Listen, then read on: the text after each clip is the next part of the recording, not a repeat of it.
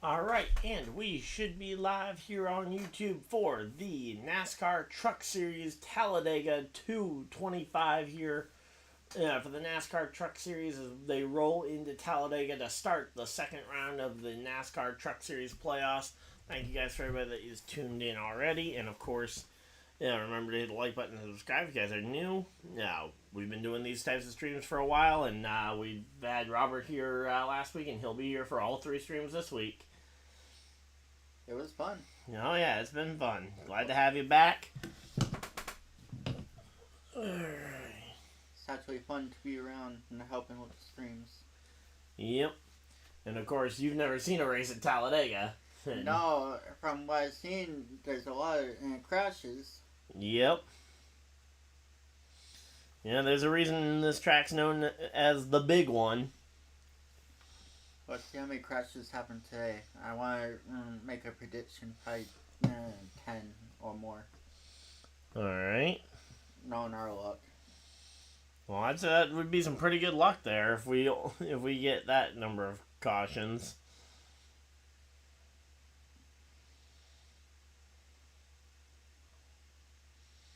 Alright, so there we go. And we are settling in here. Hey, Kenneth, how's it going? We're doing fantastic. Let me go ahead and pull. Yep. Yeah, I had to pull it. I had to take down the. Take the chat down so I could actually get to the.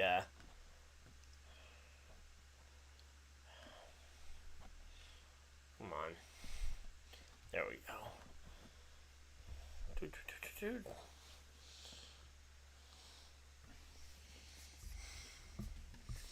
Alright, so yeah, we are here. I gotta get into this one. Yep. Alright, so there we go. And once again, once the NASCAR website updates and gets us the actual live leaderboard, that will appear up in the top center of the screen. So there we go. And let's go ahead and hide away the vote because that's not important there. So there we go. Alright, so we're looking into Talladega.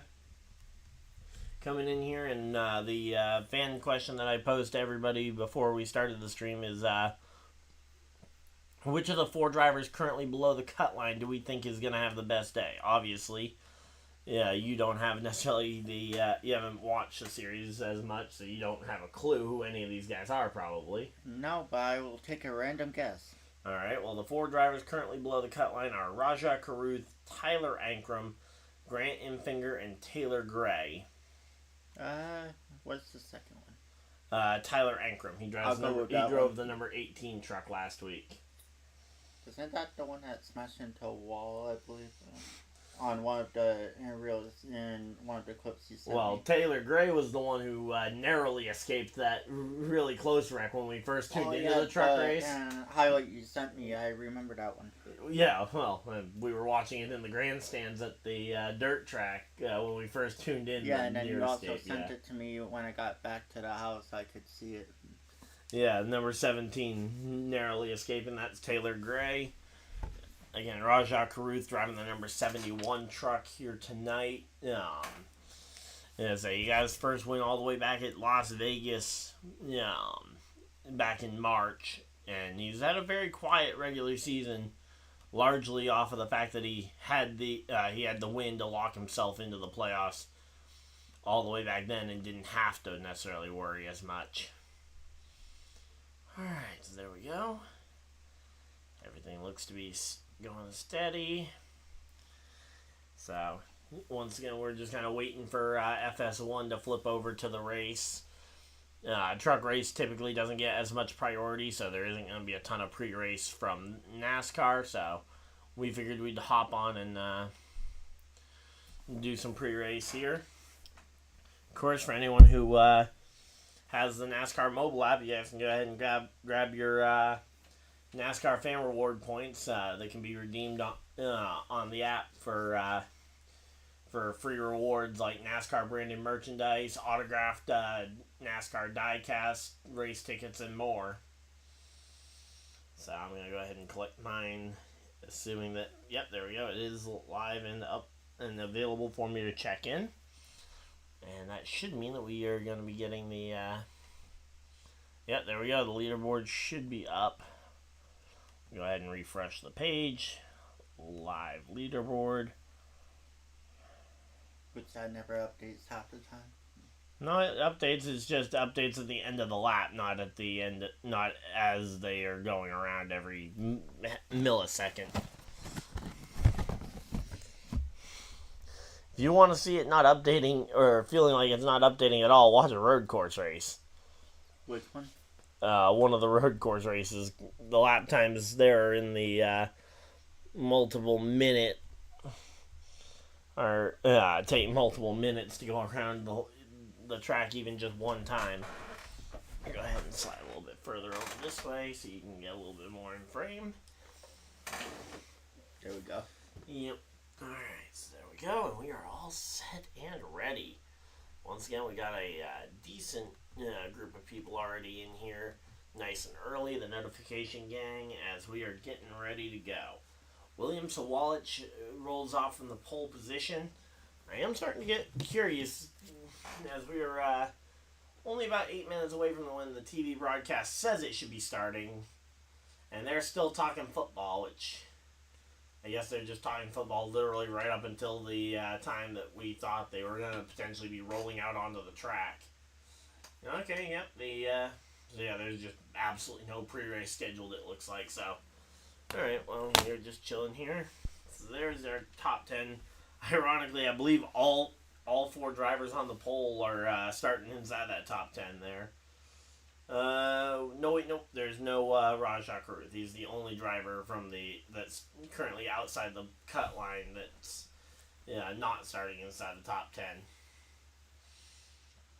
I guess that, and he's starting in 13th position. Mm-hmm. So not starting too terribly far back. And in fact, all the playoff drivers are starting inside the top 15, which, while doesn't sound overly incredible, certainly is better than normal here. So there we go.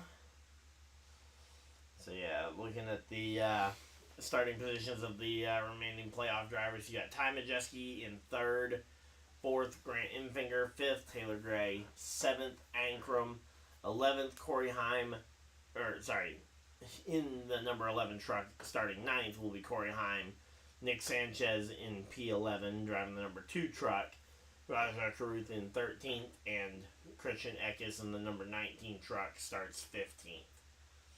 So that is going to be the starting positions of all the playoff drivers. Curious to see what Johnny Sauter is going to be able to do from the back of the field. Well, he's all the way in the back. Yep.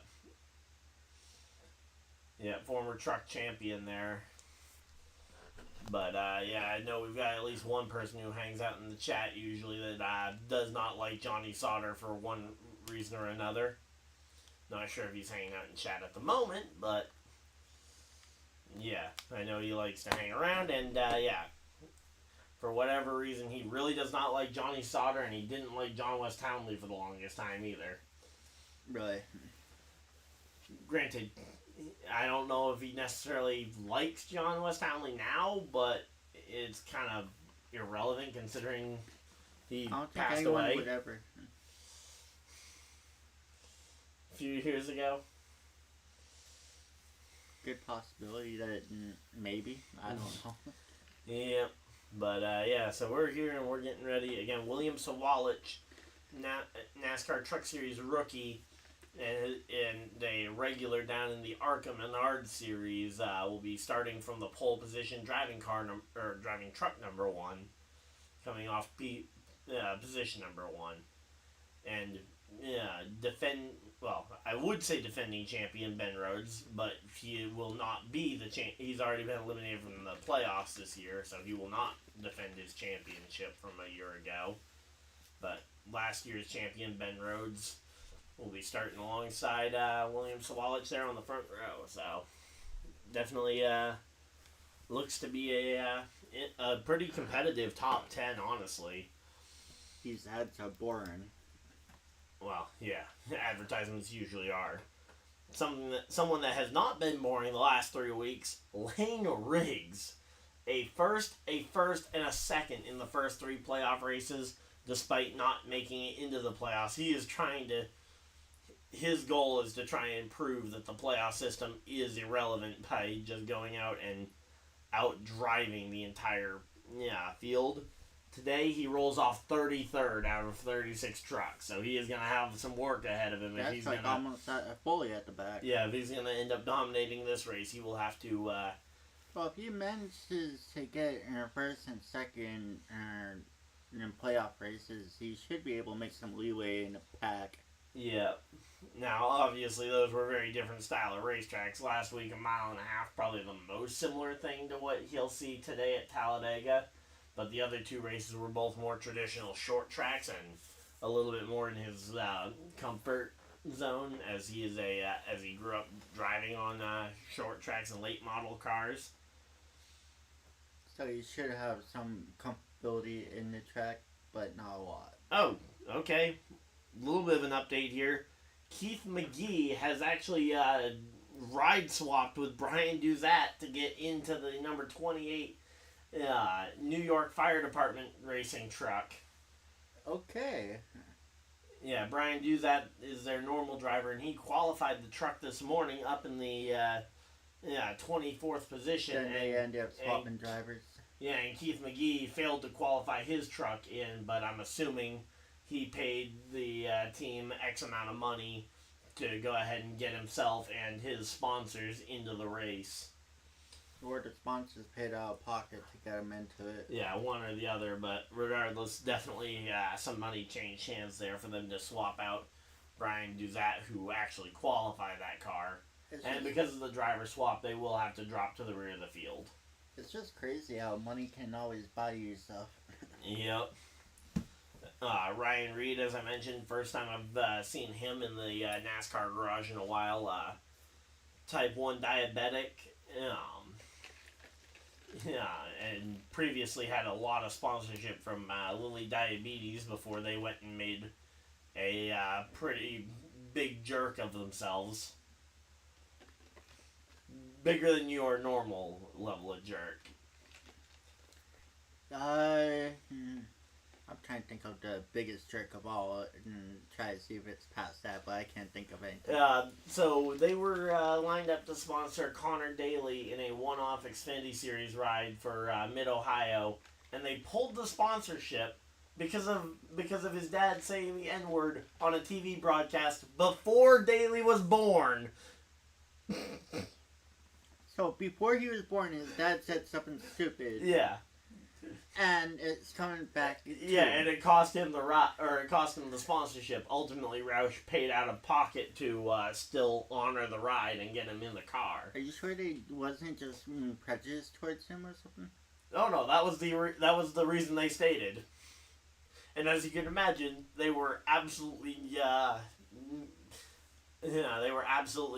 in any sort of good graces from the NASCAR community after doing that. Oh, that's a big slap. Yeah, they were also Ryan Reed's full-time sponsor for his Roush Fenway Xfinity Series car for, I think, like 3 or 4 years there. If you're going to pull sponsorship because of that, then, man. Yeah, it'd be one thing if he had said it, or if he was even alive when it was said. Like, I could understand if he won a race, then his dad said something stupid like that, then... Probably I would understand that, but when he's a kid, no. Yeah, and here we go. They finally swapped it over to the race as we are getting ready for this one, and there's the racetrack. Big old Talladega, Alabama, and William Sawalich there, the pole sitter. As we are getting ready for this one. Curious why he has Ty Gibbs' logo on his... jersey. Actually, all the Joe Gibbs drivers have Ty Gibbs' TG logo on their fire suits. Not sure as to the reason there, but there's the points. Coreyheim 38 points above the cut line, virtually locked in. All he needs is a nice quiet day here, and he should be able to advance. So, yep, they've got this race, Miami and Martinsville in this round. So if Heim can come out of today with a decent points day, and then he should be able to just manage the gap of points at Martinsville and Miami, assuming that nothing goes wrong at one of those two tracks, we should be all set to go. And, right. So, yeah. Again, of the drivers below the cut line, I would probably lean towards Enfinger just off of his playoff experience as to the reason why I think he would be the guy to go ahead and be able to find his way through the playoffs. So after the playoffs, what happens? They just do one more race of every person in the playoff? Yeah, so once they narrow the field down to 4 after these next 3 races, it'll be a winner-take-all of those 4 at Phoenix for the championship. Now, all 36, they will still have a full field of 36 cars racing for it, but the highest finisher of those 4 will take home the championship at Phoenix. And hopefully it doesn't devolve into a silly wreckfest like last year's did. That sounds like every race. Where Coreyheim and... this was dumber, because Coreyheim and Carson, hosts of R, ended up going and taking each other out of the field, intentionally wrecking each other. Last week's race where the car 4 got taken out? Well, that was more incidental. These two were definitely going after each other. Well, hopefully I don't do that again. Yep. Well, I'm just glad that this year's Truck Series Championship finale is at a much more reasonable hour. Last year's Truck Series finale started at 10 p.m. Eastern Time. That was the start time. You must have not even got sleep. I slept the entire afternoon and woke up at like 7-8 p.m. That was before you started working at Central, right? No, I was working at Walmart at that point. I don't call it that anymore. Well, might want to rename it before you end up getting rehired. No, I even said it while I was working there.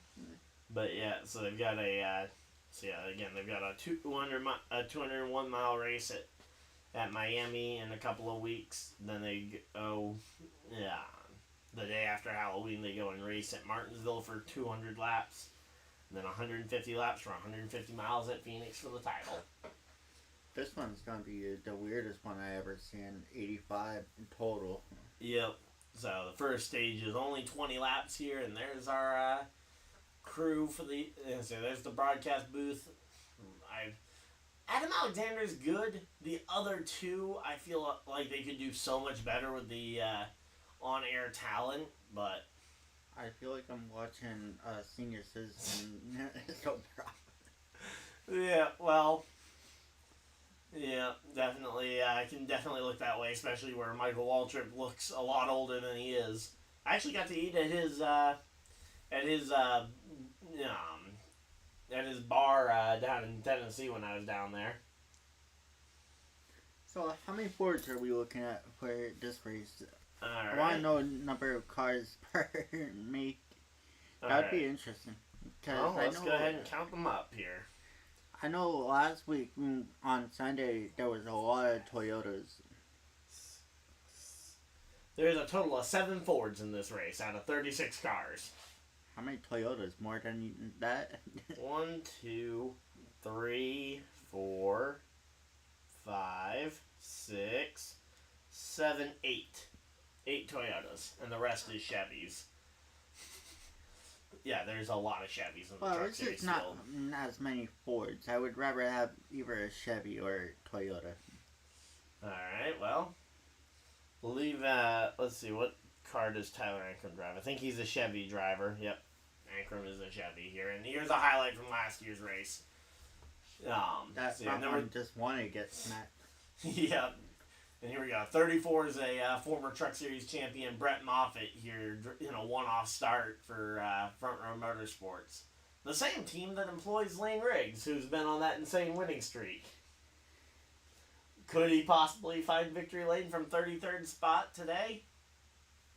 And there we go. Christian Eck is climbing into the car alongside the other 35 drivers. And again, we are getting ready for this one. But yeah, I definitely think out of the drivers, I think Infinger's experience will probably help him versus the youth in the rest of the field. In fact, I think he's the oldest remaining playoff driver. Might even be the only playoff driver not in their early 20s or teens. Like Taylor Gray, I believe, is only 18 years old. Coreyheim, if I remember correctly, is like 20. Who's the oldest driver? Oh, in the entire field? I'm talking about in general. I want to know the history of how old the oldest one was. The oldest one I can remember was probably Benny Chastain. Let me see if I can find the highlight from when he started an ARCA race at Daytona a couple years ago. Because they made a point to compare him to the youngest driver in the field. Actually, no, let's just go ahead and find Benny Chastain on here. Social Security number 1. And that is a joke. I did not joke. I don't actually know his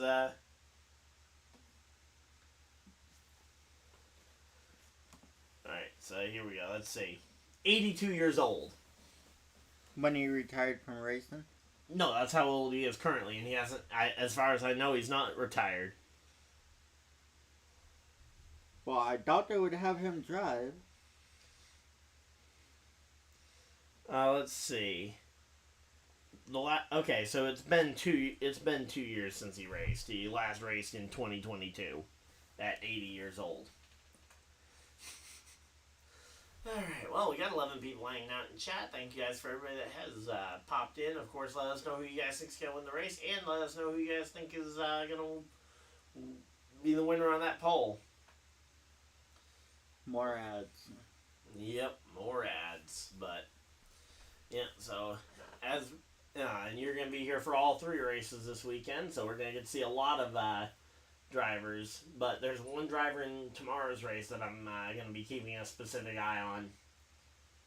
Friend of the channel, Carson Quapple, driving the number 88 car for I thought you said Junior Twapple. I thought you said Twapple. No, Quapple. Which sounds really weird because there is a V in the middle of his name. But yeah, me and my friend. Me and my friend had an interview with him a couple of weeks ago before the Darlington weekend, as he was preparing for his second to last start of the Xfinity Series season, and it was recently confirmed this weekend that he will be driving the number 1 car next year full time. And they were just showing a highlight of the fight Nick Sanchez got in last a time or two ago. Sounds about right. Yep. But yeah, no, he ended up with a really bloody face after that. Yeah, after Matt Crafton punched him last time. Alright, so here we go. Again, we're just chilling out. Hopefully everybody's having a good time. If you guys are, of course, hit the like button and subscribe if you guys are new. We'll be doing these streams all weekend long, so if you guys like NASCAR, if you guys like the NASCAR Truck, Xfinity, or Cup Series, again, we'll be here for all 3 of them. Alright, did you see this week's matchups for football? I have not really looked at them. I know the Colts are heading down to Jacksonville, where we haven't won since 2014. Well, New England's playing Miami. Yeah. That's a real stat, by the way. We have not beaten Jacksonville in Jacksonville since 2014. That's pretty sad. Yeah, this would make 10 years since we've beaten Jacksonville in their own stadium. So we should be getting ready for the command to start the engines. And actually, Florida was playing UFC today, I think. Let me go ahead and see if my college team did. Oh no, tomorrow they play UFC. What for college football? Gators versus the Central Florida UFC or UCF Knights. I think that would be an interesting game. Yep. Yeah, the interstate thing. I see a lot of people hating the other teams in our state. I actually quite like all the Florida teams. UCF, Florida State, Miami, kinda. But, yeah. This is our last really winnable game here for a while. And as the cars start to roll out onto the grid, we'll be going through the starting grid. So, again, William Sawalisch and Ben Rhodes will be making up row number 1. Row 2, you've got the first couple of playoff drivers, Ty Majeski and Grant Infinger. Taylor Gray and Chase Purdy making up row number 3. Row 4 will be Ankrum and Matt Mills. Yeah. Row 5 will be Corey Heim and Jake Garcia. So that is your top 10 starters. Go ahead and get the second leaderboard up so I can actually scroll down. Alright, that is not the leaderboard I needed.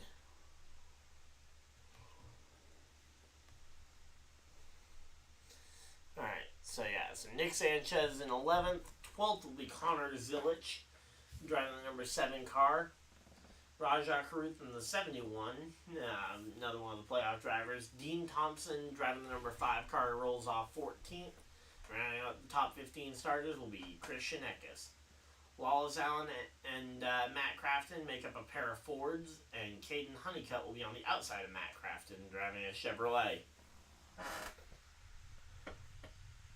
Then in row number 10, we've got Brett Holmes and Spencer Boyd.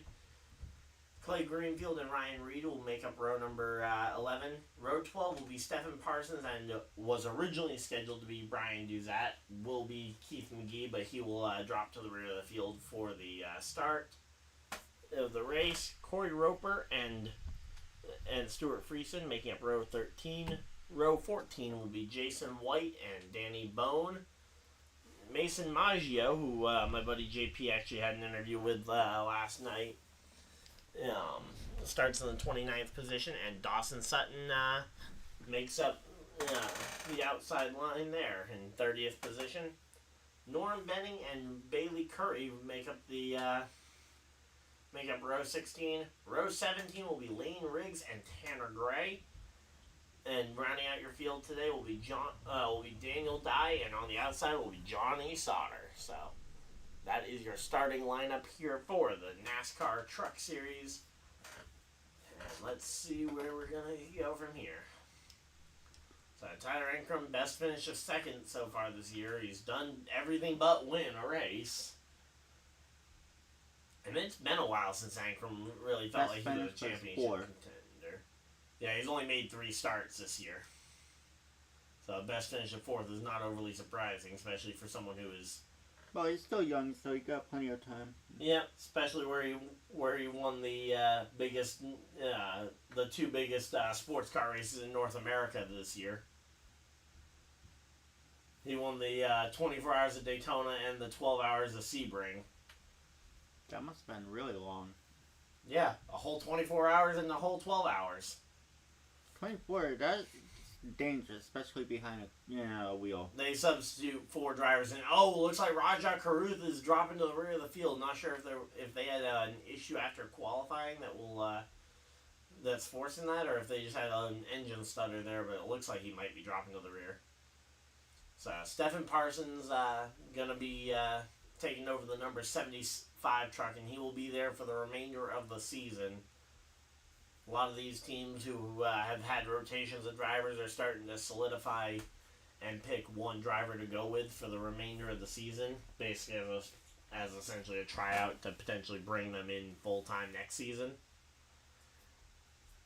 Similarly to in the Cup Series, we got Corey LaJoy getting a 6-race tryout in the number 51 car. So here we go, a 2.66 mile speedway, 33 degrees of banking in the turns. And again, these straightaways are extremely wide, over almost 4,000 feet wide. So it's 20 laps, and 45 laps is the stage lengths. They can make it about 37, 38 laps on fuel. So there we go, and again, we are getting ready for this one. So they made a pit window. Yeah, So the pit window, that's roughly how far they can get on the fuel before they will have to come for fuel. The tires barely wear out at these tracks, so they will run out of fuel before they run out of Last before week the tires. was the one that would be the one for the tires to be run out. Oh, you have no idea what Atlanta used to do to tires. Literally, one of their on-screen broadcasters one time used a cheese grater to explain what the how bad the racetrack tore apart tires. But yeah, so there we go. Talking about Lane Riggs, starting 33rd, 2 wins and a second place finish in the last 3 races, winning at Milwaukee and Bristol, 2 of the more traditional short tracks on the schedule. Now he heads to the big banks looking for a potential first win here. Or at least first win at the Talladega Superspeedway. And again, they are pacing, and we are going to be getting ready here. So, who do you think is going to win the race as a whole? Who are you taking for a pick? To be honest, it's too early to tell because you don't know what's going to happen in the beginning. You probably have as good a chance of picking the winner as I do of picking a winner. Actually, you probably have a better bet because you don't have a curse named after you.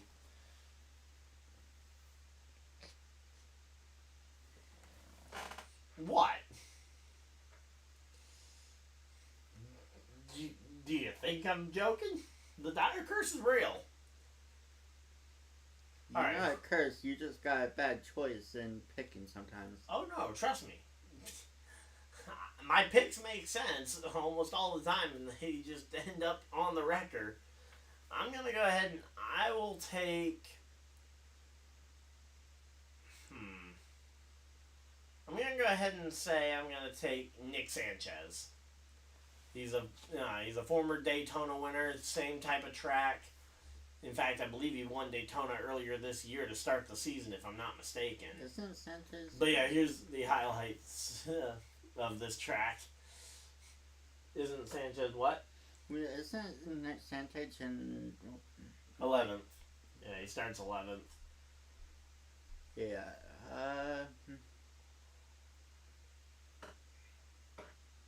Yeah, I like to at least try and make a pick before the start of the race, even if it isn't going to go well. I'll go with the one in number 6 slot right now. Alright, Chase Purdy? Yeah. Alright. Well, Chase Purdy, I think he has a Talladega win under his belt, if I'm not mistaken. But, yeah, this track is definitely wild and out of control, and we will learn that throughout this race. But the fans seem completely split on either Rajah Caruth, Grant Enfinger, or Taylor Gray having the best performance of the day of the drivers coming in below the cut line. So, looks like about 2 votes each. Definitely looking forward to seeing who actually ends up earning the most amount of points of those guys. We'll see. Yeah. Again, the good thing is that where it's only a 20-lap stage, at least they're all starting close to the front. And at least it's not at a track where it's going to be easy to go backwards.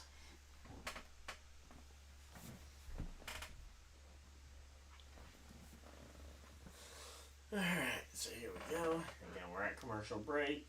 You guys will not miss a moment here. But yeah, so one of the drivers that I picked for the Indianapolis weekend, I was live and I was making a choice for right before the race. I was like, okay, NASCAR Cup Series driver Josh Berry. He's in the lower series, so he's got potentially weaker competition. He's won at that level multiple times, and he's starting inside the top 10. Made it 3 corners before he was out of the race with a crash that wasn't his fault.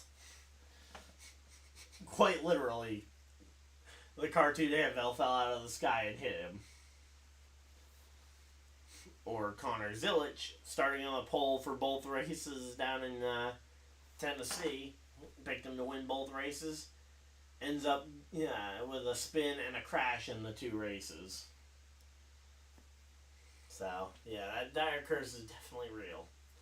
So here we go. 2019 finish. Yeah, Spencer Boyd. 2020. That was, that was, Rafael Assard was the Truck Series winner that had won with Kyle Busch that I thought was Chase Purdy. Yeah, Tate Fogelman winning a NASCAR Truck Series race here. And then we had Matt DiBenedetto in 2022. And then last year was Brett Moffitt. Hey, there we go. Grant Enfinger, one of the last 8 Talladega winners. There we go. That's some credit to his name there. Back in 2016.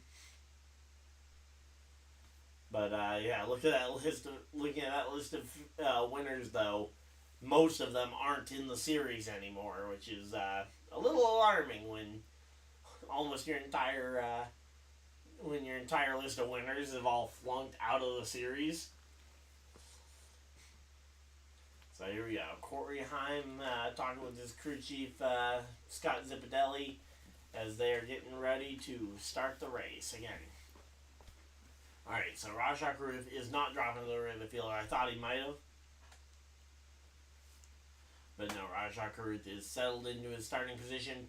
Pace truck dives for cover and is going to run, try and find some cover wherever he can as the trucks head towards the Geico restart zone, and it will be looking for that green flag, and okay, apparently it's a much further distance than I thought. Here we go. Green flag's out. We are back to racing, and this is going to be a really slow warm-up lap as these trucks get up to speed. So here we go. William Sawalich able to jump out to a good lead here. He could probably jump up to cover the lead if he wanted to, but the top line is going to have some momentum here early. No, actually, Ben Rhodes ends up deciding to jump behind the one, into the space behind the one there, potentially trying to just get linked up with his teammate there in the 98. Now the two of those drivers can go ahead and and make the pass. Hey, Mitch, how's it going? Do you prefer Majeski or Heim from their starting positions? I mean, I think Heim is the superior driver, but I also tend to believe that the Fords really come to play at the plate track, so...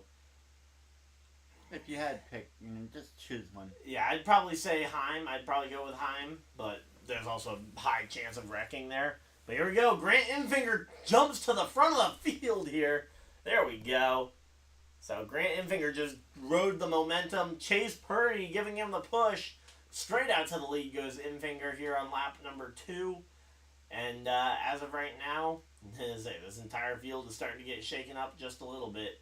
Heim all the way down to 13th. He's lost a couple spots already. Daniel Dye popping out of line here, looking to try and gain some spots. The problem is trying to find a spot in line to land when the momentum eventually does run out that he just had. All that momentum and optimism there. And now Enfinger's moved down to the bottom of the track, and Chase Purdy in the same spot where he was. Yeah, where he was able to push Enfinger to the lead. Now getting a push from Matt Mills. Chase Purdy looking for the lead on lap number 3 as they just completed lap number 2, and that is going to be Chase Purdy had the lead at the line. Chase Purdy has the lead. Going to try and get pushed out, and now Chase Purdy goes to the bottom, and that's going to leave Matt Mills leading the top line, which has just pushed the last 2 drivers to the lead. Can someone explain to me why these drivers keep jumping to the bottom of the racetrack when the top line keeps when the top line has produced has produced a pass for the lead the last 3 laps in a row? I probably don't think that because they figure if they're on the outside, they might end up getting smacked. Oh, and we got a driver already pulling out of line and going to pit road. That looks like that is former champion Ben Rhodes diving for pit lane here on lap number 3. Car 99. Yep, that is former NASCAR truck champion Ben Rhodes here. And it is a penalty. Okay, an illegal start here. NASCAR saying that Ben Rhodes hit the gas pedal before race leader William Sawalisch did, and by jumping that gun, he will have to pass through on pit road. I think Mills and Purdy's gonna be fighting back and forth for the #1 spot. Yeah, we'll have to wait and see if that outside line can maybe organize just a little bit. But yeah, you've got most of your playoff contenders on an inside line, so those guys are going to be trying to run as hard as they possibly can here. And there we go. Infinger moves to the top line, going to try and ride the momentum around the outside of Purdy, and there goes Infinger back around Purdy, and to the lead, and right back to the bottom he goes! The thing is, after the turn, they got the straightaway a little. Yeah, but it's just weird that once again he moves to the bottom, and now Matt Mills is right on his outside rather than carrying that momentum and letting Mills push him out to a lead. Well, at least they're not going 3 wide like most of the cars. Oh, just wait. So yeah, here we go. So, are you kidding me? Did he speed on his speeding penalty, and that's going to require him to do a stop and go if that is the case? Kubota. Yeah, the Kubota, truck there. Oh my god. Oh, it was a blend line violation this time, so he did have a second pass-through penalty, and if he has a third one, if he does that same thing again, I believe that will end up being a stop-and-go penalty for the 99, but that is the definition of shooting yourself in the foot, aiming higher, and then shooting yourself again.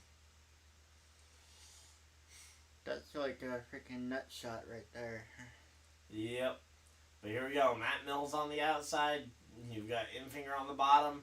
Infinger and Purdy, they're linking up and getting some good runs here. And way to the top of the racetrack. Not sure who that is, but one of the trucks just popped out of line, and he has got no help behind him, and he is going to drop all the way to the back here. Going on the top side is the bad idea. Yeah, especially if you don't have help. If you have cars that you believe will help you for, say, a teammate or even a manufacturer teammate, it's not as risky a move, but certainly it's something that you got to be worried about at some point. Alright, so here we go. Let's see. Connor Sawalich up into the top 10, looking for the top 5 here. Meanwhile, Majeski and Taylor Gray, the only other playoff drivers inside that top 10. Wallace Allen's made his way all the way up into the 10th position there. The top 4 right now have been bouncing back and forth for a lead. Yep. And I say, constant shakeups.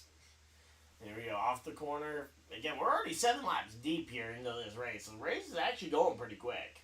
Yeah. Well, once we got through that first lap where the trucks take forever to get up to speed because of the restricted horsepower at the it's not like a car where you can put a turbo in it. And can I just say how annoying it is that the leaderboard keeps having those yellow flashing graphics, and I keep thinking that there's a yellow flag on the field for a wreck. Same thing. Oh. Yeah, nice job. Yep. But, yeah, I keep seeing that. I'm like, come on, man. Could you have picked any other color for your graphics on your leaderboard? Like, what's wrong with red or blue? Literally, what's wrong with blue? Yellow. Like, I understand you want to make it for loves and truck stops, but still. I will say, it is ironic that we're calling the Love's Travel Stop race, and I'm wearing a different truck stop shirt out of all the shirts I could have had. I swear, if you have a Loves one, I'm walking away. Give me like 2 seconds, I could have a Love's diecast in here of one of their race cars. You're not normal. That is obvious. We're both a pair of maniacs. But yeah, I've got a Castrol car just over there, just out of frame, over on my desk, and I used to have a couple of cars up on the thing. I ended up taking one of them to the racetrack and the other one out. The other one's also over there, the number 20 car that I used to have up on the shelf up by the TV. But, yep, so we are currently at commercial break. Again, Matt Mills and Infinger should just continue to keep swapping the lead back and forth here. You want to do some football predictions while we wait? Alright, yeah, you want to go ahead and pull up the matchups? Yeah, I can do that. That's cool. I just use my NFL app. Actually, I need to go ahead and put in my ESPN pick'ems as well. Let's see. New Jersey versus Minnesota. New Jersey what? Oh, Jets. the Jets. Oh, and here we go. We're back from commercial break. Next commercial, we'll go ahead and do that. But yeah, it doesn't help when they give you the shortest one. Well, hey, I don't mind a short commercial break when we're missing green flag laps because of it. Fourth last time before we went to. Yeah, he was pushing on the back. He was in behind the 9 truck on the inside line. Because that's the weird thing about how to score these things. I'll usually call them like second on the inside line or second on the outside line rather than saying third or fourth because of how frequently they swap back and forth. Purdy just pushed up. Yeah, Purdy just got a good push here from Garcia and Mills. He's trying to stay outside. Yeah. Well, he didn't get clear there to try and make the move down to the bottom. But yeah, William Sawalich and Majeski giving a good push here, and Johnny Sauter in the number 16 car with Affleck on the side. Yeah, they have come down to pit road and they're fixing something on that car. Certainly must be something in the wheel well area and that's where it looks like. Yeah, and that is certainly not the kind of day they wanted to be having here. 9 laps to go in stage number 1. All right, Infinger, Sawalich. Or Infinger Purdy Sawalich, as Purdy actually goes and gets pushed just out to the lead here. And once again, we've only got 4 playoff drivers inside the top 10 here. Ankram's actually making an appearance up in the top 10, so there's the guy you predicted to have the best run of the playoff, or of the I swear, Purdy outside the playoff guys, I'm gonna laugh, because that's my prediction. If he takes it, I'll laugh. Yep. Well, hey, at least I didn't pick Ben Rhodes. I was heavily considering picking Ben Rhodes as well, by the way, just to give you an idea as to how. And that was a complete fluke that he jumped the gun on the restart here. Well, at least he didn't go Heim or something like that, because he's been jumping up a little, but not a lot. Well, he hasn't had the opportunity to jump up because he's been coming down pit road every 2 seconds. He's already made 2 pass-through penalties on pit road. But yeah, and there we go. Now they're going 3 wide. There goes Heim popping up into the top 10 there for the first time in a while. But yeah, Lane Riggs is already up 10 spots from where he started the race. Now he's already up in the 23rd spot. And yep, so Ben Rhodes is currently the first car 1 lap down. So if a caution does fly, for example, the caution to end the stage, he could still get back on the lead lap and still compete for this one, but definitely not the way you wanted to do. 23rd? Yep, Purdy ended up on that outside line. And there's Purdy, right on the outside of Lane Riggs for 23rd. That is how quickly things can change around here.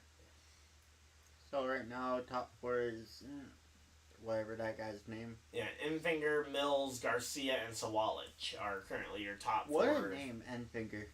Yep. Yep, and that's his last name as well, so that's a name passed down through the family. Not even just a funny name. I feel sorry for him when he was a kid. I bet you he got rushed on real quick. Yeah, I'm sure. And here we go. Nick Sanchez, one of the few drivers in that outside line, not making much progress there. At least not currently. There we go. Sanchez pops back down into the inside line here. Oh, that's why it didn't work too well. You had Ryan Reed getting really loose right in front of them. Honestly, they're kind of lucky they didn't wreck there with how much that 91 car just shook around in front of them. Usually when a car is that unsteady, usually it's a DNF. There we go. A little bit of a stack up there between the trucks as Grant Enfinger breathed it off the throttle there for a moment. But right now, Grant Enfinger in control of the field here at Talladega. And we're going to commercial break. You want to go through a couple of the games? Yeah. So the Jets versus the Vikings, that's the first London game of the year. I will probably say that the Vikings ride the momentum to victory there. I would love to see Rodgers get the win, especially for my dad, but You don't I think don't. that's I gonna haven't. happen? I haven't seen enough from the Jets to really make me All right. confident in it. Buffalo Bills versus Houston. I'm gonna take Houston there. I think Buffalo's too hot and cold, and I just saw during that race thing that we were watching on the football stuff. I saw Khalil Shakir is already out of the lineup for this week. All right. Panthers versus Bears. Can the Meteor win that one? I was gonna say more like a freaking and the whole Yeah. world just collapsed the minute they start playing. Yep.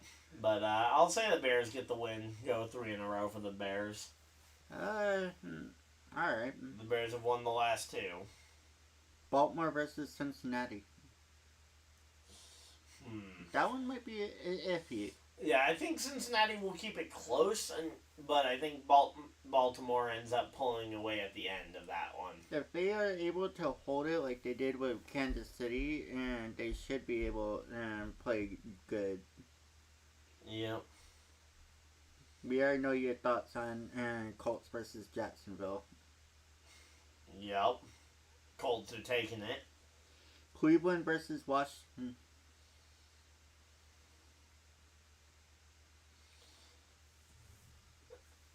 Cleveland versus Washington. I'm gonna take Washington. Browns is like shit that's in the toilet. Yeah, well, especially with Watson, no one wants to root for him. Raiders versus Broncos. Raiders. No, I'm gonna take the Broncos on that one. Okay. Cardinals versus 49ers. Cardinals, 49ers. That one's going to be the 49ers. And, we got 3 laps to go. We're coming back from commercial break. There we go. Infinger has control over the field. He should be able to win this stage as long as he plays this one right. Again, he can move up and down the 2 lanes and kind of work the 2 lines. Meanwhile, the rest of these drivers trying to get into that top 10 for the points. Getting the top 10 at the end of each stage earn points here. So... and those points will be very important towards trying to get themselves into that next round, especially for guys like Taylor. Oh, and here we go. Sanchez coming to pit road. There we go. Sanchez making a smart decision there, a tactical move there to pit. But here comes the run for Grant Enfinger. I'm just moving up to the top 10. Yeah, I'm battling in and around that top 10. Lane Riggs is up 20 spots from the start of the race. He's passed 20 cars in 20 laps. Which is not that bad. Oh, yeah, no, that's amazing. That's like a car per lap. Yeah. And especially at a track where you've kind of just been stuck in whichever lane you've been able to put Final yourself lap in. on stage 1. Yeah, last lap of stage number 1, you got Infinger to the outside, Infinger on the inside, Mills to the outside. And it is side by side for the lead. Alright, down the back straightaway. Is somebody going to pop out and make a third lane work here? Potentially that middle line? I don't think so. Looks like it's going to get cramped up. Here we go. Matt Mills to the bottom. Tries to cover off Grant Enfinger. And Matt Mills is going to lead him through turns 3 and 4 here. Down the back, off turn 4 for the final time here in stage number 1. Eckes pulls out a line further back, not going to be able to get to the top 10, and it looks like it's going to be Enfinger coming up second to Matt Mills. Matt Mills wins stage number 1 here. Enfinger second, Garcia third, Zilich fourth. William Sawalisch comes home, running out the top 5. Dean Thompson, of all people, comes home safe. 7th will be Ty Majeski, 8th Wallace Allen, 9th Taylor Gray, and rounding out your top 10 is Tanner Gray. And Tyler Ankrum ends up the first driver to miss out on points here in this race, or in the stage. So there we go. More than I do. Yep. All right, another commercial. All Alright, so we did Arizona versus San Francisco. Yeah, that one should be an easy 49ers win. Packers versus Rams. I'll go with the Packers. Alright, and Giants versus Seattle. I'm going to go with the Skedaddle Seahawks. And Cowboys versus Steelers on Sunday. I'll take Steelers. I'm waiting for Monday. That's going to be a fun game to watch. Yep. Saints versus Chiefs. Did we talk about New England and Dolphins? We talked about that while we wasn't recording, but yeah, we didn't go through that one on the list when we were just going through. I was trying to avoid picks. that and cluster shit show of it. Well, actually, according to this, the Miami's actually not the favorite in that game. Really? Wow. Yeah, this one. Now, granted, this is a fan voting, but for people doing the ESPN Pick'em game, it's 63% New England picks over Miami. Well, I think Miami gets it done, but I don't feel great about it.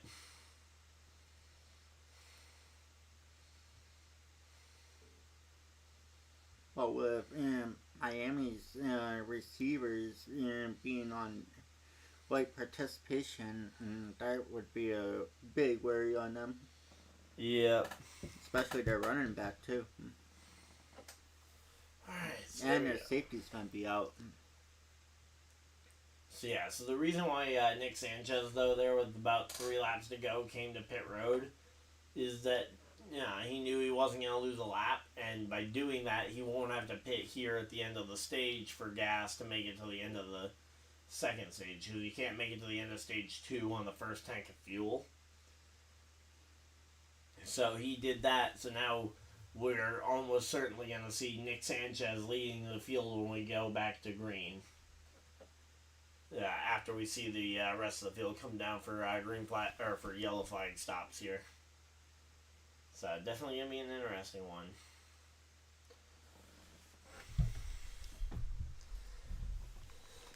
All right. As we did last time in stage 2, you go ahead and give me 4 drivers, and we'll go ahead and see who we think's gonna finish best. All right. Give me a second. We'll go Mills. But what's the question you're gonna ask? It's who finishes highest in the stage of the 4 drivers that you're going to list off here.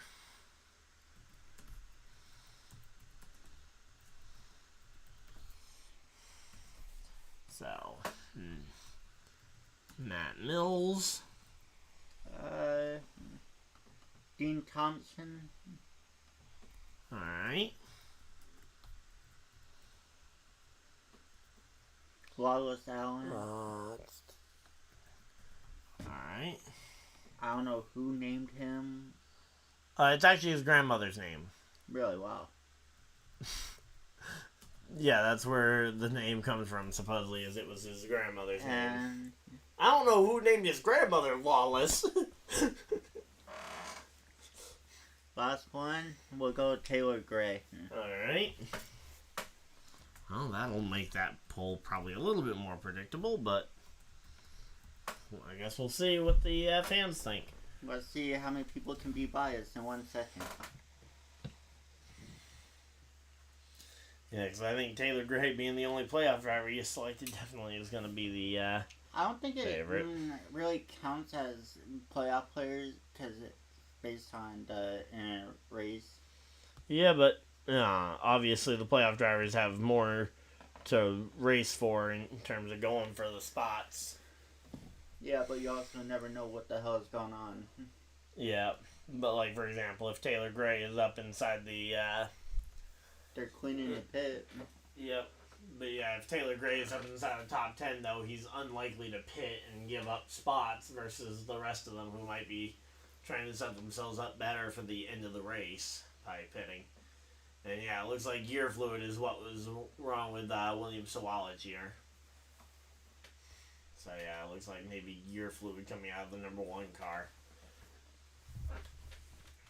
Nope, battery issue, they're saying. Okay. Well, hopefully it doesn't catch fire. Yeah, and here comes the tow truck to the rescue. Weirdest tow truck I ever seen. Yeah, well, it's designed to help pull these cars along and even be able to flip them back over if they end up on their head. Yes, that is an actual thing that they are designed to do, is to flip cars right side up. Just in case they end up upside down.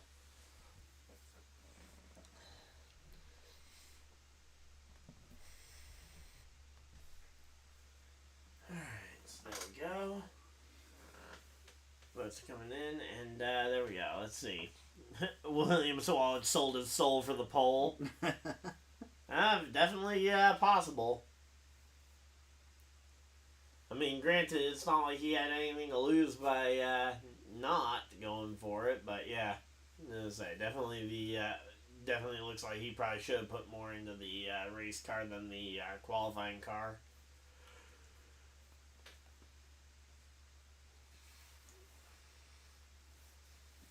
But here we go. Let's see. 24 laps into this one. Again, we're gonna be only about 15 laps to go. When we go green. I'm so glad they count caution laps as laps. Yeah, otherwise the 85 laps would take forever. Just like, over in Unity, those take forever. Yeah, those are only like 15 to 25 lap features. And half the time they can't even get done with it. Yep. Gotta love some good old dirt tracking though. Luckily, next week there isn't a Friday night race, so we can, if they have racing going on at the track, we'll be there. I don't think so. I think we'll have to wait and see. And yeah, I think the points. They don't got a point race this week. Yeah, they do. It's championship week there for the for all the weekly series. Not for teams. Well, yeah, teams had their championship week a couple weeks ago. And there we go. Infinger wins the race off pit road. Majeski gaining 4 spots on pit road. Meanwhile, Christian Eck is gaining 8 spots on pit road. Allen gained 3. Yeah, Wallace Allen gaining 3 spots. Rajah Caruth gaining 6 spots. All those drivers that we named taking no tires at all. A couple of the drivers dude that we really needs a better belt. Yeah. I think it's more his shirt going up than his pants going down, though. Looking at that. It looks like both.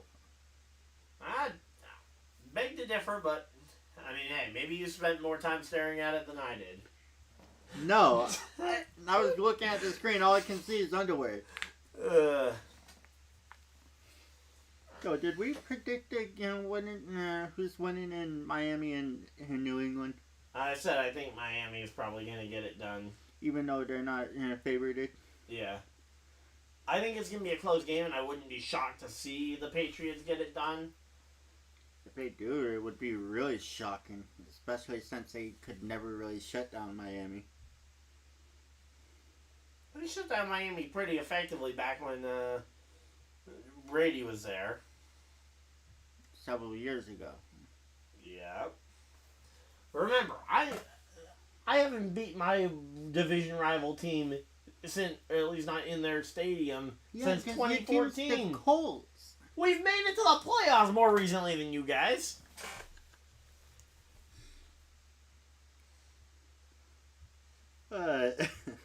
We've literally made it to the playoffs more frequently than you, or more recently than you have.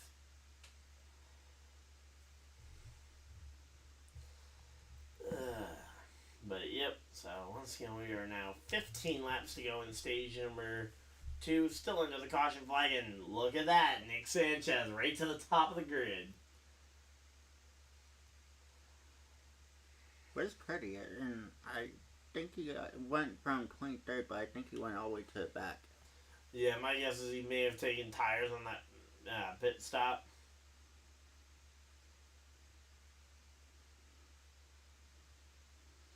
I still can't believe Tampa Bay lost to Falcons.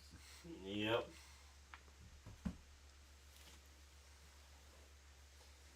But yeah, I still find it weird that this race was scheduled at a track without lights for 3:30 local time for them. How are you looking on the poll? We got 4 votes so far. Looks like it's 50% Gray and then 25% Dean and Allen.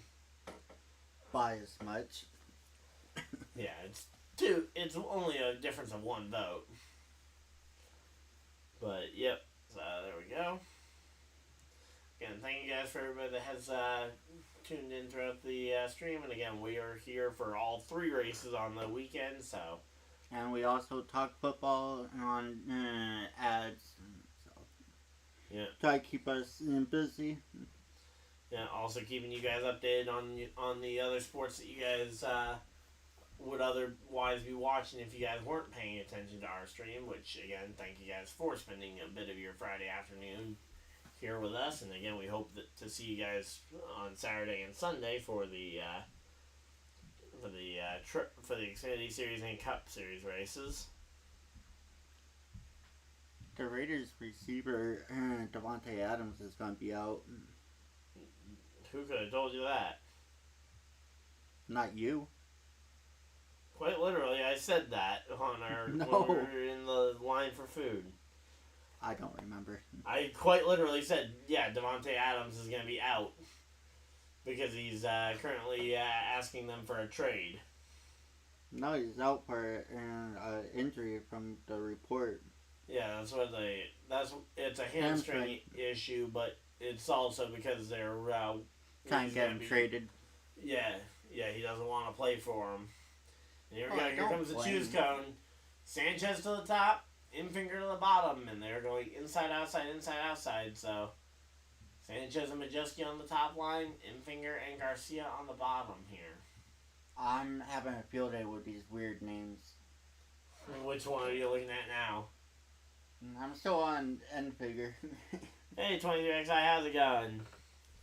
Alright, hey, you play soccer at school. Cool. So, there we go. Alright, and you got a game today. Well, hey, good luck. Yeah, good luck.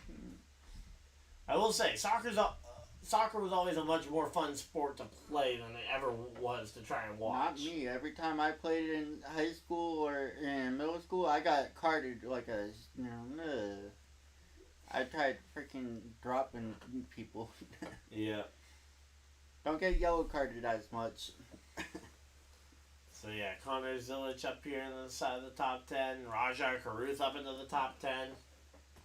But here we go. Nick Sanchez, again, he pulled the strategy at the end of the stage to pit early and try and get the fuel and tires taken care of earlier.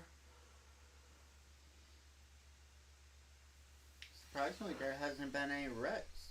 Yeah, so far it's been very clean. We'll have to wait and see if that changes in the second half. Watch me jinx it.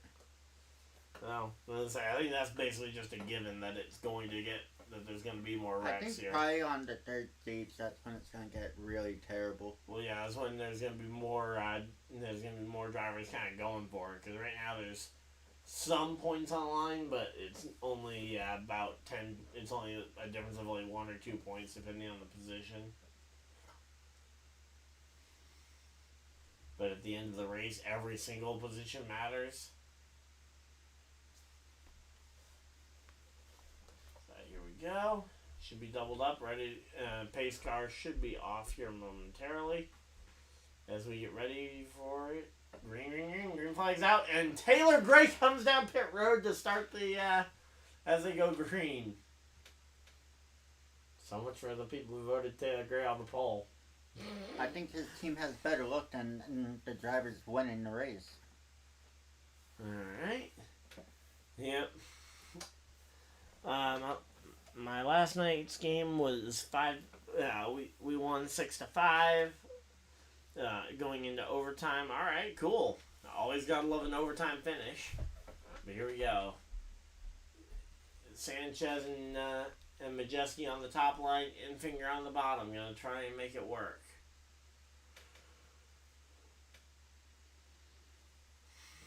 Alright, let's see. And once again, there's a huge cluster of playoff cars all in and around the top 5 here. Top 10 got 6 on it. Yeah, in the top 10, there's 6 playoff drivers. Purdy's finally in 20. Looks like he's staying there. Yep. Well, again, it takes time to start getting something moving, like that third line there is starting to form. Enfinger and Sanchez is battling it out. Yep. Yeah, Sanchez is trying to get a good push going from his pusher there, Ty Majeski, but he just hasn't gotten a great push yet from Majeski.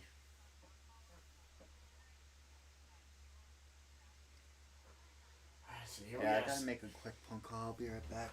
Alright, well, hey, here we got Sanchez and Enfinger battling out for the lead here at Talladega. Alright, so here we go. Again, they're showing Daniel Dye as well, making his way through the middle of the field as he is in the mid-teens, currently 17th place here. But, 11 laps to go here in stage number 2. Let's see. Right now we got ourselves, again, a vote going on for who we think is going to be the best finisher in stage number 2. Right now the person leading that would be Lawless Allen.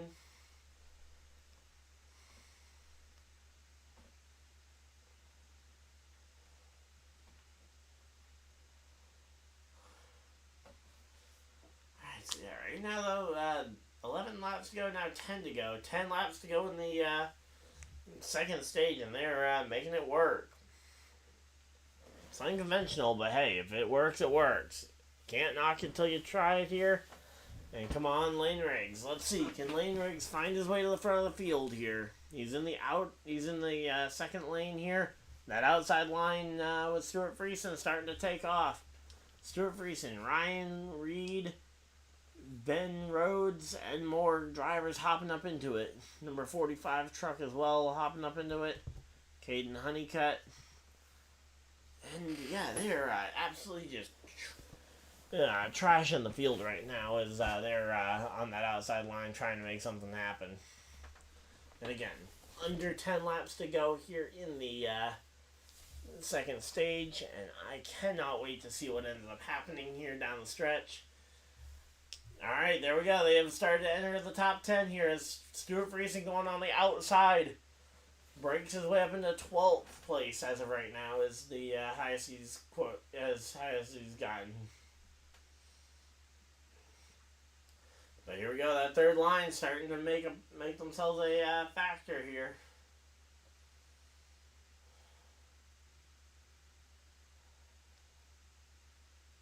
Alright, so there we go.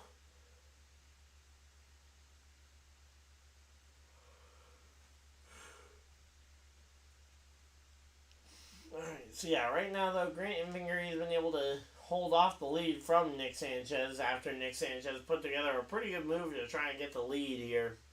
It's been a pretty eventful race for having no cautions for contact as of right now.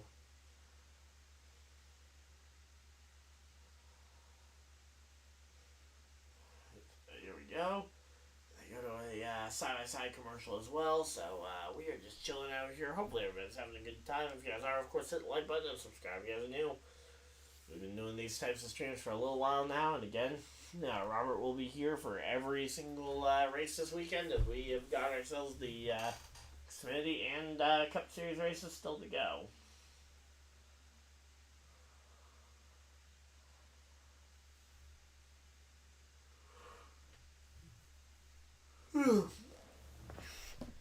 Alright, so there we go. Let me just go ahead and double check, but I'm assuming that my mic is working. Okay, yeah, mic is working.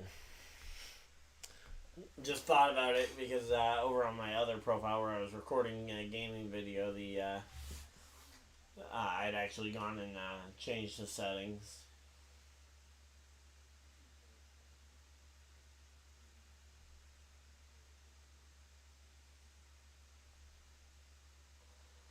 Alright, so yeah, right now we're just waiting here.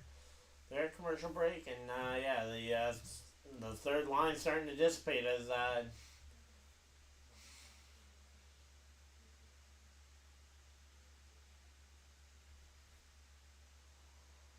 So yeah, right now they're just working their way through this one. There's not a lot to talk about. We're kind of just waiting for them to come back from commercial break because there has been nothing to really talk about during the commercial here. Again, there's been some college football getting ready to go. College football tomorrow. Obviously, MLB baseball has been wrapping up here. Alright, so there we go. And I am going to go ahead and I'm probably going to end up using the bathroom here at the stage break. But here comes Nick Sanchez with a big head of steam. Unfortunately, no driver directly behind him to give him a nice push. So ultimately going to end up having to settle for settling back in the line in the second position there.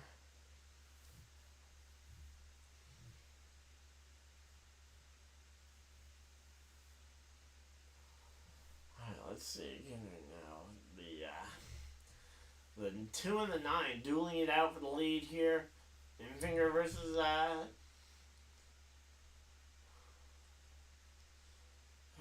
we go. Let's see.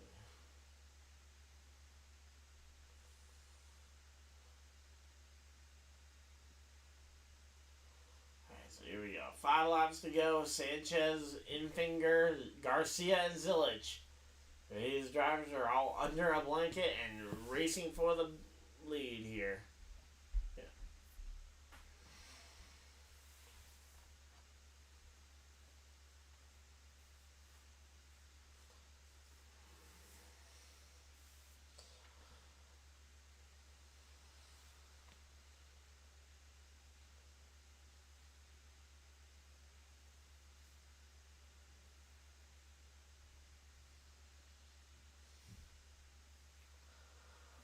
So yeah, right now 4 laps to go.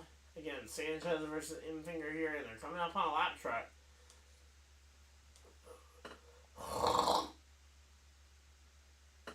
Alright, so who's this truck about to go a lap down? That's Taylor Gray. Taylor Gray on the verge of going a lap down here. And say, certainly not with the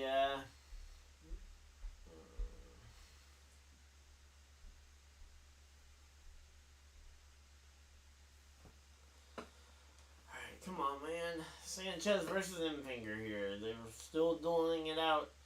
Come on, Sawalich, let's get some run build up here going. So it's Sawalich, then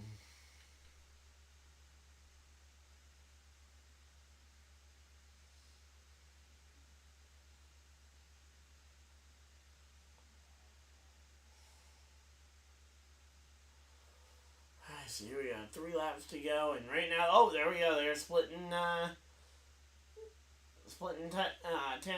Tyler Gray, and that allows Sanchez to the lead of the race. And no, Matt Mills! Oh, Matt Mills nearly lost it there. How did he save that one? Oh no, Nick Sanchez loses it in front of the field. Sanchez loses it now.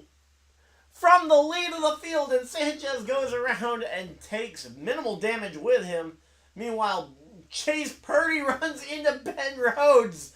Of all the drivers to get involved in the wreck, both mine and Robert's picks get collected in one wreck.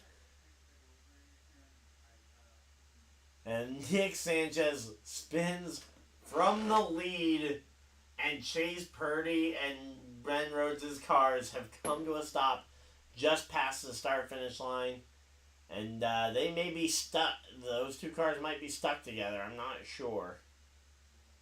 But, yeah, Sanchez going to try and limp it around to the pit road, but ideally you want that pit road to be open if you're going to be coming to pit. And this caution flag will almost certainly end stage number 2 and lead to Grant Infinger winning it, and Lawless Allen will be the highest finisher on that vote that we had going. But, man, what a way for the stage to end. I thought Matt Mills was about to lose it, and then all of a sudden it's Nick Sanchez who's losing it right in front of the field. So here we go. Let's see. 1 lap to go in the stage.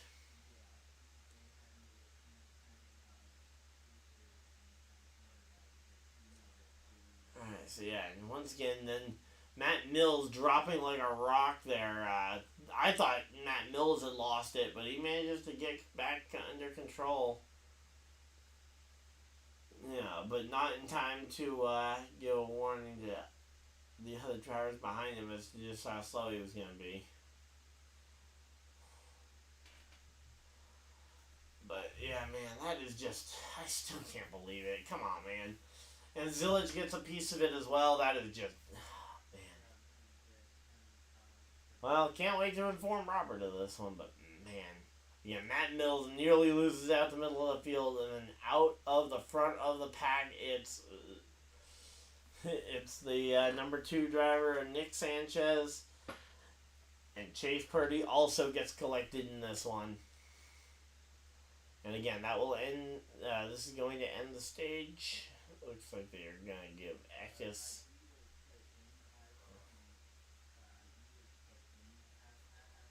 Alright, so here we go. Let's see. And again, there's the caution flag waving, showing the replay of the wreck yet again. They're on the final lap of the stage, and this should be the final lap of stage number 2. Final lap of stage 2. Who do we think? I'm going to say, who but Grant Enfinger here? He was second in stage 1. He wins stage number 2, and now he is going to be looking for the race win. But so far, Enfinger absolutely having the best day of the playoff drivers currently below the cut line.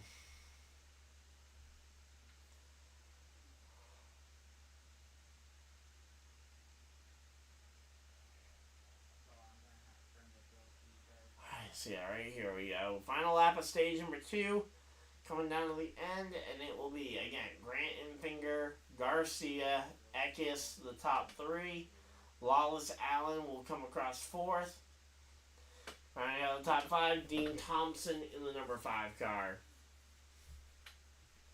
And there we go, yep, there they go, across the line. And again, Lawless Allen hangs on to that second position. Oh no, sorry, Lawless Allen doesn't hang on to second. Jake Garcia to second. 3rd, Eckes. 4th, Lawless Allen. 5th, Dean Thompson. 6th, Rajah Caruth. 7th, coreyheim. 8th, Tanner Gray. 9th, Tyler Ankrum. And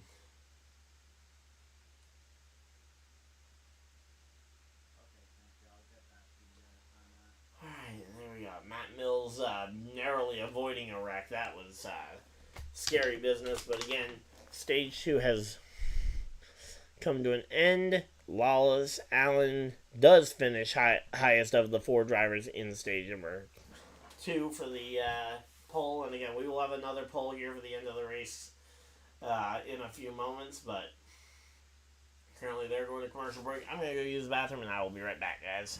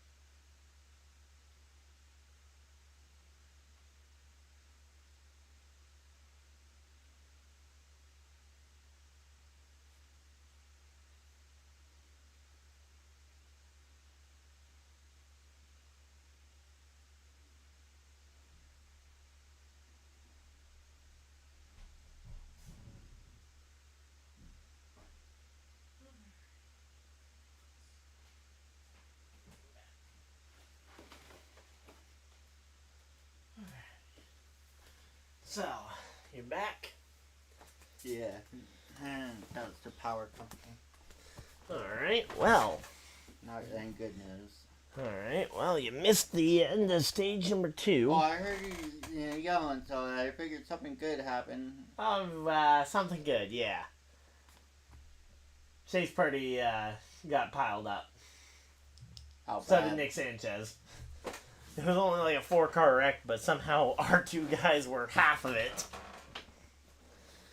So, Sanchez's didn't look like significant damage, but we'll have to wait and see. Purdy's damage was a little bit more severe as he was basically stuck to another truck against the wall. So here we go. We're going to be coming back from a commercial break, and we should be getting a replay of that wreck here that ended stage number 2. Grant Enfinger definitely looking like he's had the best day so far for the playoff guys in general, not even just the playoff guys below the cut line. Call, then all of a sudden he does a wreck. Yep. First wreck of the day.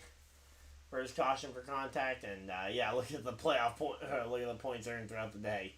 Grant Enfinger 19, the next highest playoff driver 8. But once again, Coreyheim, all he needs to do is avoid a mistake here at the in the end of the race. Just come home inside the top 15, and Coreyheim can have a very good points gap going into the final 2 races here. Village coming down for a pit stop as well. 4 tires, fuel and repair for him as well, I'm sure, as he got just a piece of the Sanchez deal. But yeah, Matt Mills nearly lost it in the middle of the pack as well. He nearly lost it like mere moments before Sanchez lost it from the lead. But yeah, Zilich. In 3rd stage, from what I can see. Yeah, that wreck ended stage number 2, so we're into stage 3. We got about 40 laps to go. And they're doing a promo right now for the American Red Cross efforts down in dealing with Hurricane Helene. But hope everybody down there is okay. Obviously, lots of destruction being caused by that hurricane down in the southeast, especially in the mountains of Tennessee and western North Carolina. And I will say, I'm kind of surprised they have not gone and shown a replay of the crash. I mean, granted, it wasn't a very spectacular crash, but I kind of expected that they were just going to keep repeating on blast until something else crashed.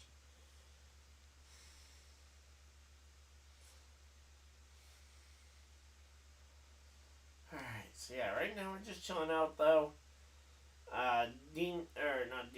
Wallace Island ended up being the highest of your 4 drivers that you shouted out. And here we go. Pit stops are underway. Rajan Caruth, Christian Eckes, Ankrum here.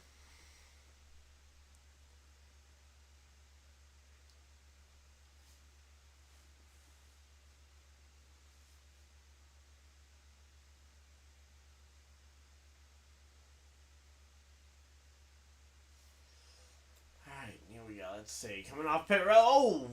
That was almost nasty. Yep. There we go. Rajah Caruth gaining 5 spots. Daniel Dye gaining 11 there. Taking no tires there for Daniel Dye. Lane Riggs gaining 7 spots on pit road. Dean Garcia Thompson 1. 5. Yeah, Garcia and Enfinger losing 5 and 7 respectively there. But, man, those are some close calls here. So, you want to try being a pit crew member? Practice your getting hit by cars? I would rather sit in the highway. I would have a better chance of not getting smacked. Well, yeah, that's because drivers in Maine don't use the highway. They drive off the road. Considering how many stories I hear about people being off the highway. Well, you figure half the people that come to Maine are from Massachusetts and New York. Yep. They move here and they give Maine a bad record. mean, granted, we don't do Maine a whole lot of favors. Well, you don't. You don't even drive! Not yet. Give me time. I was gonna say, at least I have a license. You don't scare me as many people that I've been in a car with. Yep. I can say that.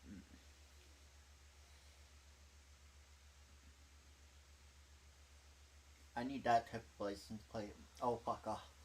Yep.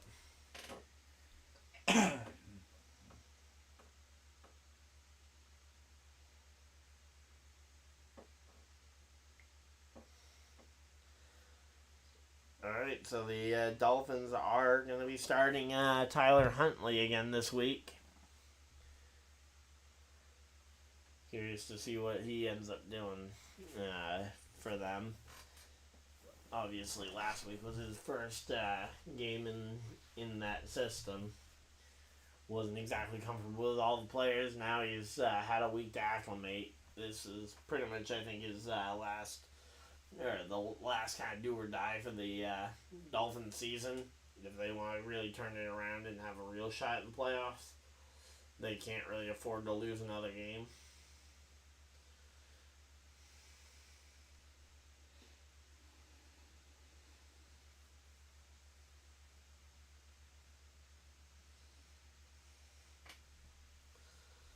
Alright, so here we go.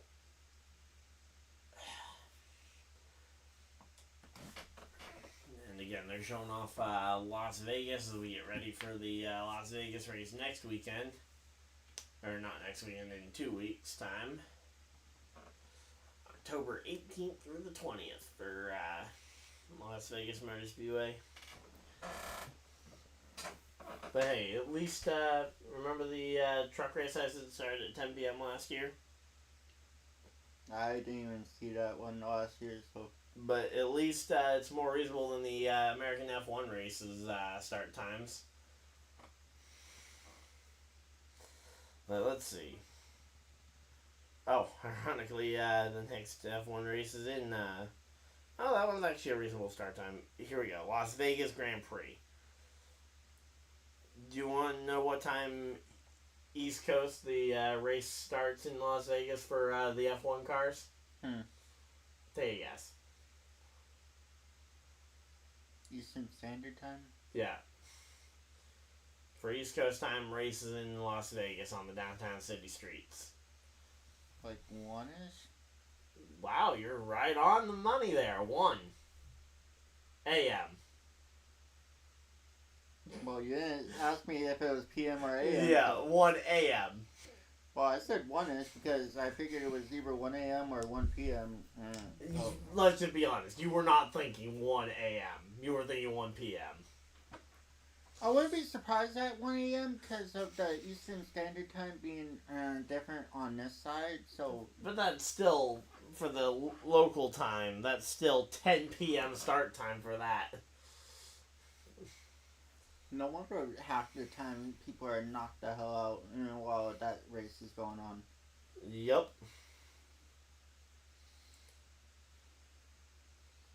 Yeah, and in terms of viewership, how do you expect anybody to actually be awake to watch it? Especially for your U.S. viewership. So yeah, so there's the damage on Sanchez's car. Definitely not great, but hopefully he can drive it. But yeah, here's the wreck. So you'll see right out front, Sanchez just loses it in the from the lead of the pack, and then in the back there's Purdy running into the back of Rhodes. Not as bad as you said it was. No, it's just the irony that it happened to be our 2 guys involved out of the entire field of cars that could have been involved in that crash, and it's just yours, mine, and like 2 other guys. Oh, hey, Derek Nealand. I got to see him race at Oxford this summer. He's the spotter for Nick Sanchez today. And here we go. Lights are off in the pace car. We will be going back racing this time. So we will be going racing for the final stage Under 40 laps to go when we go green. Rajah Caruth, the race leader. Daniel Dye second. Lane Riggs up to third. And we'll have to wait and see where Grant Enfinger can finish. He's starting this stage off in the 8th position. He's been the biggest points earner on the day so far.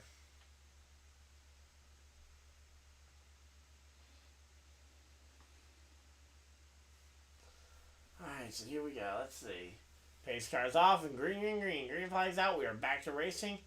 And let's see. The 43 of Daniel Dye on the outside. The 71 of Rajah Caruth to the inside. Who's going to take the lead here early? It's going to be Daniel Dye getting a big push out in front from Christian Eckes. Eckes going to go to the bottom trying to dive out of line on his on the driver he just gave a shove to the lead, but Daniel Dye manages to get down in front of him as well, and now that bottom line is very much stacked up. And the top line is pretty... Enfinger's trying to get back up there. Yeah, Enfinger trying to get a nice good push going there from Stephen Parsons. But, yeah, definitely a question as to what more could Lane Riggs have done there since he was restarting in the inside second lane. And the car in front of him just didn't go fast enough to be able to hold those other two cars out. Almost 50 laps done. Yeah, nearly 50 laps down, and again, we're closing in on 35 to go here in the race. Lane Riggs is right in the mix, though. Lane Riggs could find himself in victory lane yet again. If he finds another win in the playoffs, what do we end up saying about that? I'd say he has to be the favorite of Martinsville in a few weeks.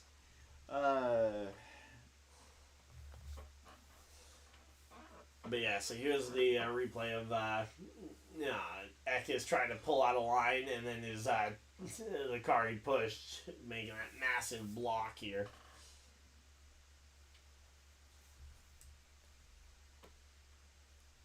Alright, so there we go.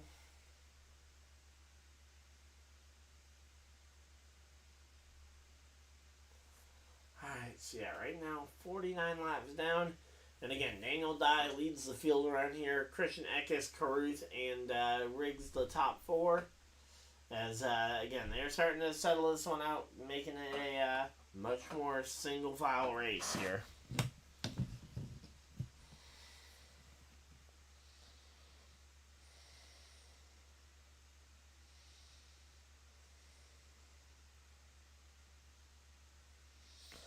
Alright, so there we go.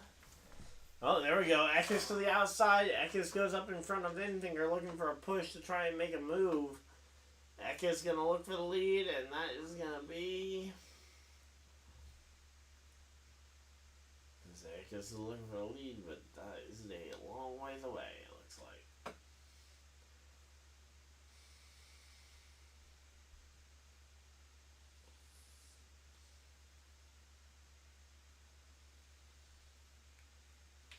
Alright, so here we go. Let's see. I hate when they got the yellow on that. Yeah. So right now, Enfinger giving a nice push to the Napa truck of the 19 Eckes here. They're working the two lanes pretty well. There was a third lane that was developing before before the crash that ended stage 2. Then they're like, nope. Yeah, now they're scared back into single file formation here. There we go. Looks like they're getting ready for another commercial break as Daniel Dye and Christian Eckes are the leaders. Alright, so there we go. They got their deal of the race going on.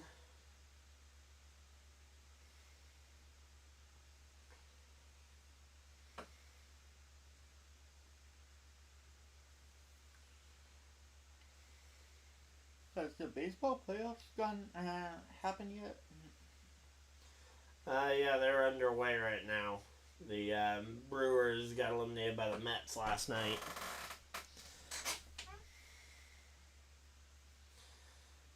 But yeah, I forgot just how many commercial breaks the FS1 crew puts on the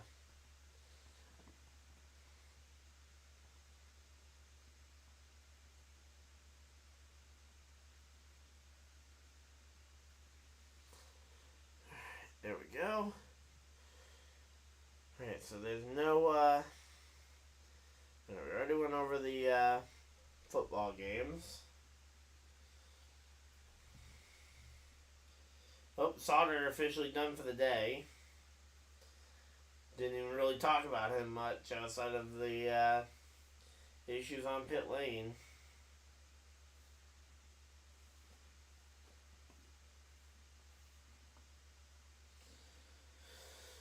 Let's see. Wow.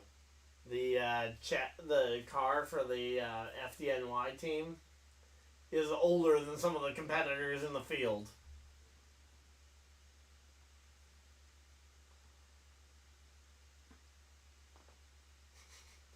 No joke, the car, the chassis that they brought today is from 05. And Connor Zilich was born in 2006. That's funny.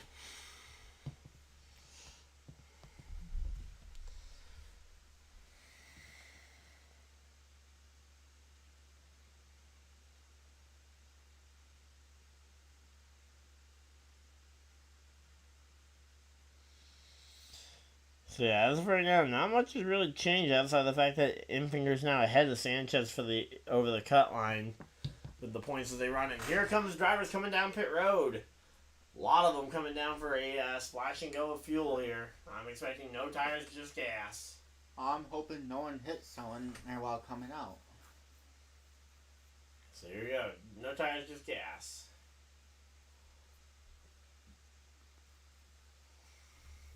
And there we go. Leighton Riggs leads them off pit road, as I'm sure he led them on to pit road here. And again, those drivers getting a very early pit stop done. Only about 35 left to go.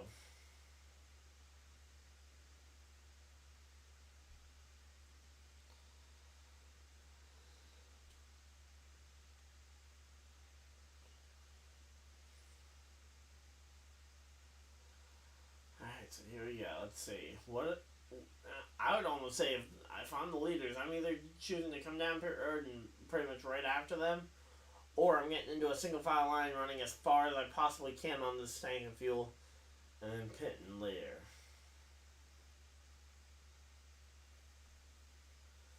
Alright, so yeah, right now we're working our way through this one though. 30 laps to go. 30 more times around. And again, the pit strategy has already been enabled as this field has split for the strategy, as we've seen a lot of cars come into pit road already. I'm trying to figure out of the top 4 who's going to take it. Yeah, Caruth, Dye, Infinger, and Eckes. Matt Mills, who almost lost it, hit the end of stage 2, he ends up back up inside the top 10.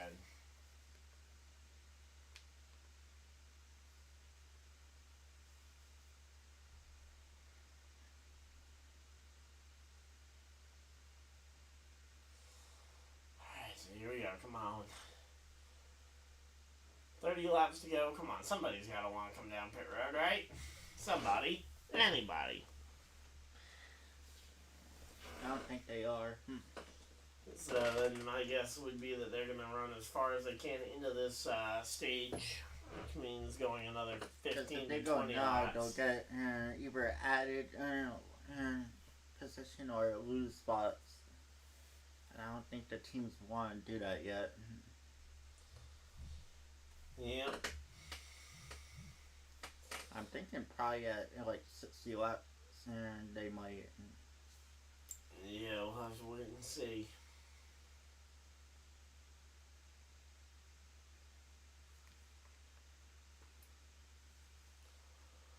Alright, so yeah, right now the 19 crew of Christian Eckes is trying to think through this one, but as of right now, they've all just kind of defaulted to getting in a single file line and running this one out.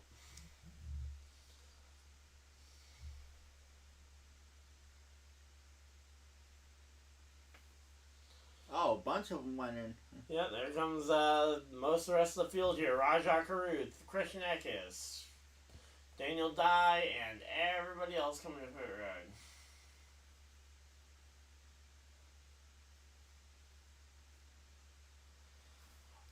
Alright, so yeah, right now there comes everybody else coming down pit road.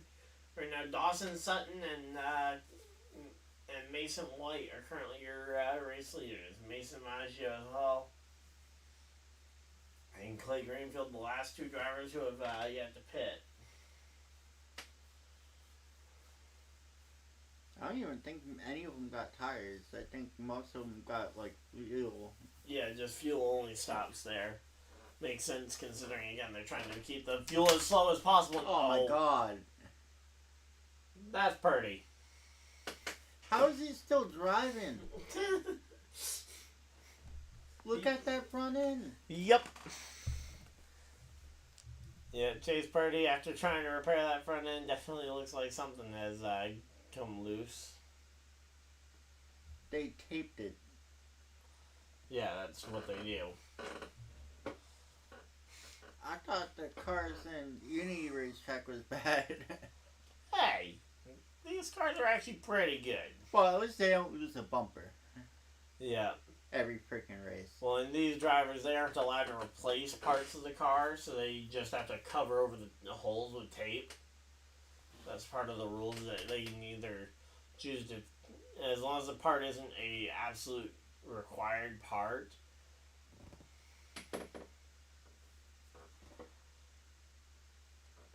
Oh, someone made contact there in pit. Yep. Terrible drivers. Alright, so yeah, here we go. Sanchez, Infinger, and Eckes now out to the front of the field. Or we'll be out to the front of the field. We'll see. That's an ugly color for a car. Yep. It's like a rolling caution flag. What, are you talking about the Love's car? Yep. Yeah, well, there's going to be a couple of yellow cars on Sunday. There will be a Love's car, there's going to be a bright yellow Pennzoil car.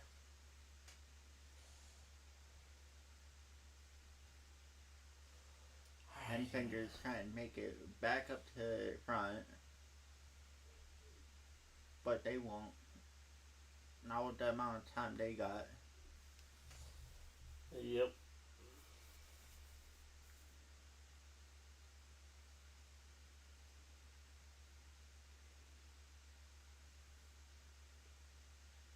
White, Sutton, Maggie, Honeycutt. Yeah, Maggio and, Caden Honeycutt.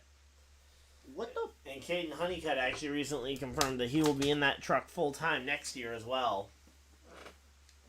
So he likes to cut honey? Well, at least he's not a junior, as far as I'm aware.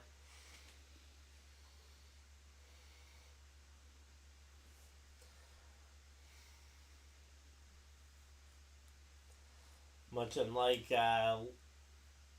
Leland Honeyman Jr.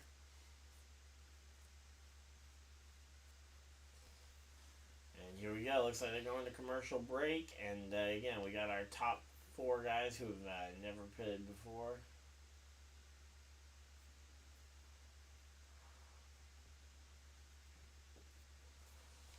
Alright, so here we go.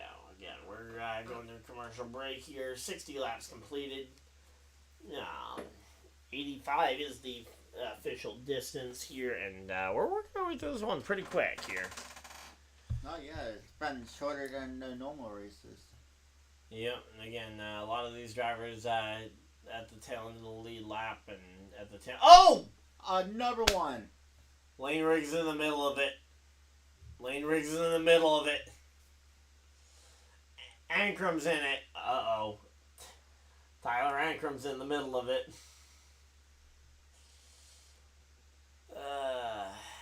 Oh, this is not Enfinger or something like that. Yeah, Dean Thompson. I see Garcia. Ancrum. There's the number 38 of Lane Riggs, and the caution flag is out. We are going to be going for a restart. And so we're going to get to see the pack group right back together. That does not look good, and with all that smoke in there. Yep. And then once again, it's just going to be a battle about who can And say, because all the playoff drivers that might have been involved in that, if Ankrum's involved in that, that's going to really hurt his points day. So I think he earned like 4 points on the day in the point build-up.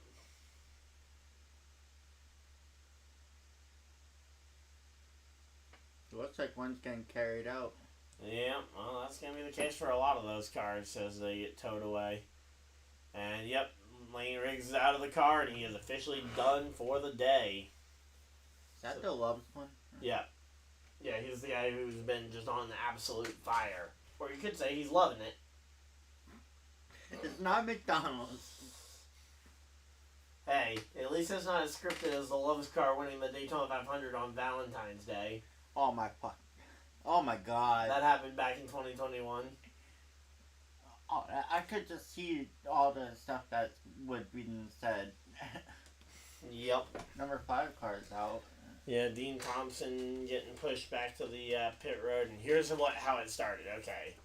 So looking for Stephen Parsons, number 71 in the outside line, the white car here. Big push there, and yeah, they just wrecked He pushes 13, then in 13 yeah, that's Jake Garcia. Loves. And then Garcia just loses control of it, wipes out, and takes out everybody. Taylor Gray right through the middle of it as well. Gotta give him some credit for making it through So this that's one. like, what, 5 cars in that? Yeah, at least. Yeah, 1, 2, 3, 4, 5 right there. 6. But yeah, look at Taylor Gray just sliding through the grass and somehow avoids all the major Carson contact. basically caused it, because he pushed in, and the guy went right into the other car. Yep. That's what happens when you push just a little bit too hard.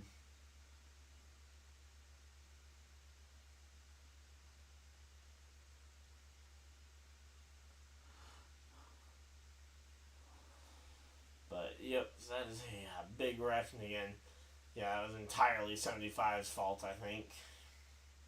Maybe a little bit of blame on the 19 who put that late block, but yeah. I'm surprised Time didn't get in that wreck. Yeah, well, it's time.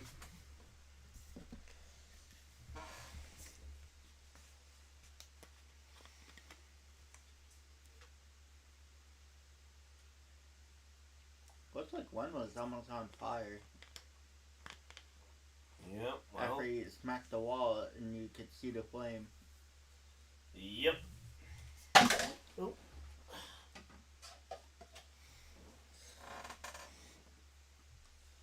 Man, they're showing you every angle. Yep, every angle they got. And they got cameras all around here for covering the wreck. Alright, and then they're showing Riggs climbing out of the car as well.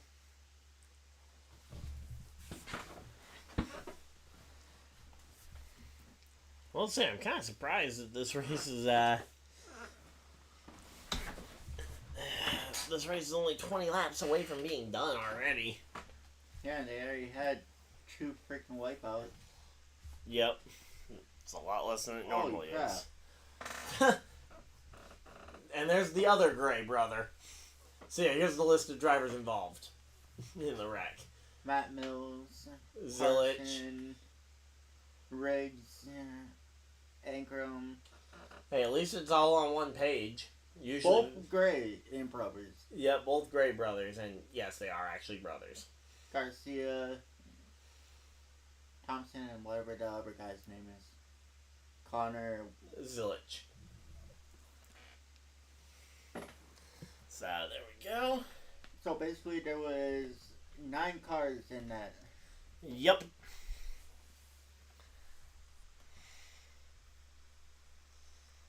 Yeah, an absolute complete melee there.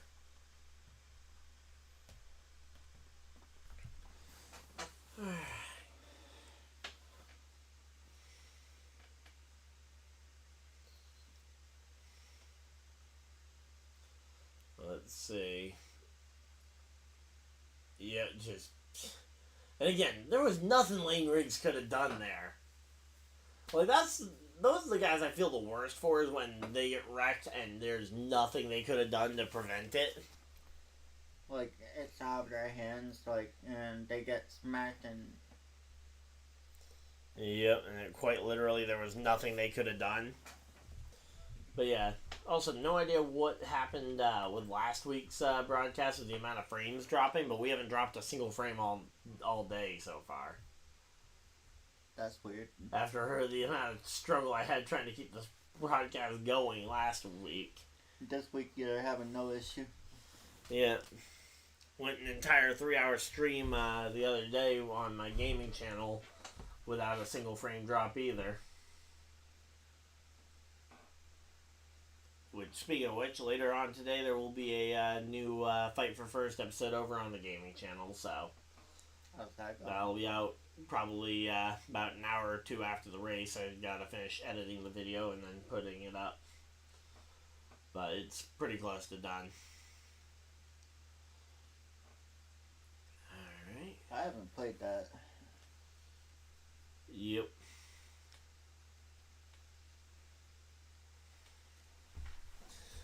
But yeah, definitely looking forward though to next week as we'll be heading to the Charlotte Road Course. Yeah, especially for a brand new track that we've never seen before. Well, a new layout. We've seen most of the track before. Well, I say we. I've seen most of the track before. What track haven't you seen? Let's see. What track have I not seen them go racing at? I haven't seen them race at Rockingham.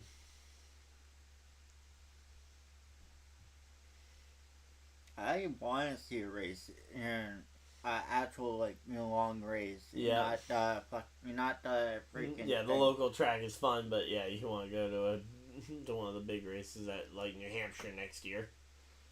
When is the? It'll be in September next year. For the New Hampshire make race. sure I have time off on that. Yep. Yeah, it's gonna be a back-to-back week for me where I'm gonna be down in Tennessee for the Bristol race, and then I'll be up here. And then I'll be up here for New Hampshire.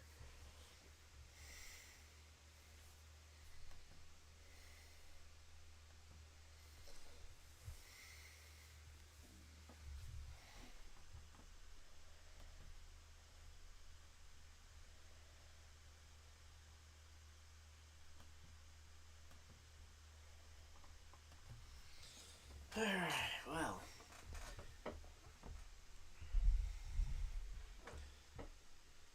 By the way, when I was ordering the your Ryan Dyer shirt for you,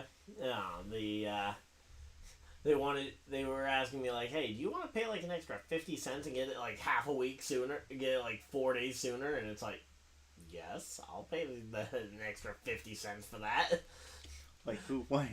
Yeah, I don't know why that's even. Like I paid $7 on Amazon just to get something like during the weekend. Yep. Instead of waiting almost like a week and a half. Yep. Or they'll have me pay $10 and I can get it in 2 days. Yep. Like I always pay more if I need it. But yeah, I'm looking forward to seeing how the new merch looks. When is it supposed to come in, you know? Sometime this week. Okay. It should be coming in sometime between like Wednesday and Saturday, sometime in that range. Well, if it comes in between Wednesday and Friday, you can easily give it to me because you pick me up from work all the time. Yeah. Well, you won't be at work next Friday. Yeah, I know, but I'll still be hanging with you anyways because next week's race as well. So. Yep. And again, only 2 races next week. You definitely gotta figure something out for after these races are done. Yeah, well, hey, I'll definitely be streaming some football games too once the NASCAR season comes to an end. But we've had 25 lead changes already so far this race. I can't believe that.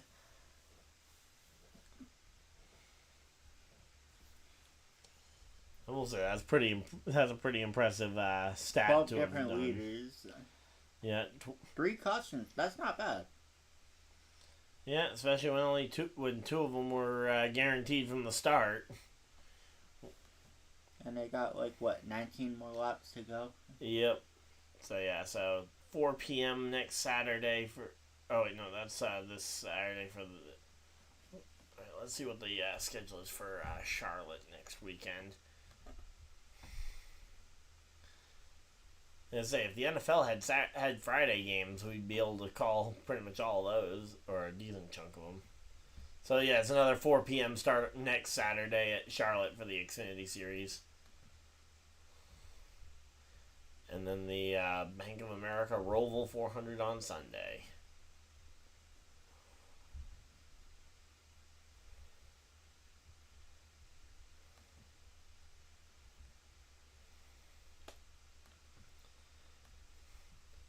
So yeah, qualifying for the for both Xfinity and and Cup happens tomorrow.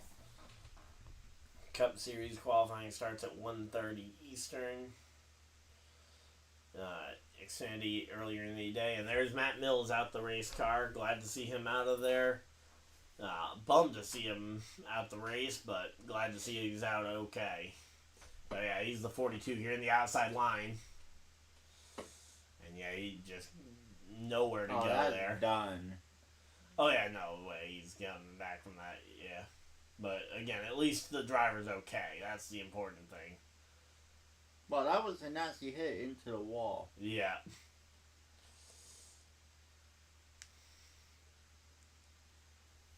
Way too aggressive. Yep, that is very accurate there on the way too aggressive.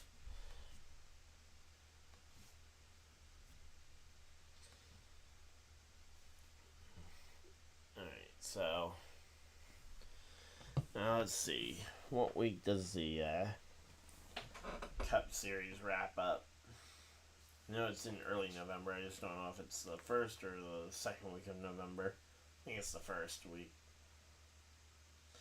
Nope, second week of second week of November. November 10th for the finale. Which means basically any of the NFL games in that second half of November on to the rest of the season. Then you and I will actually be at the Patriots game in person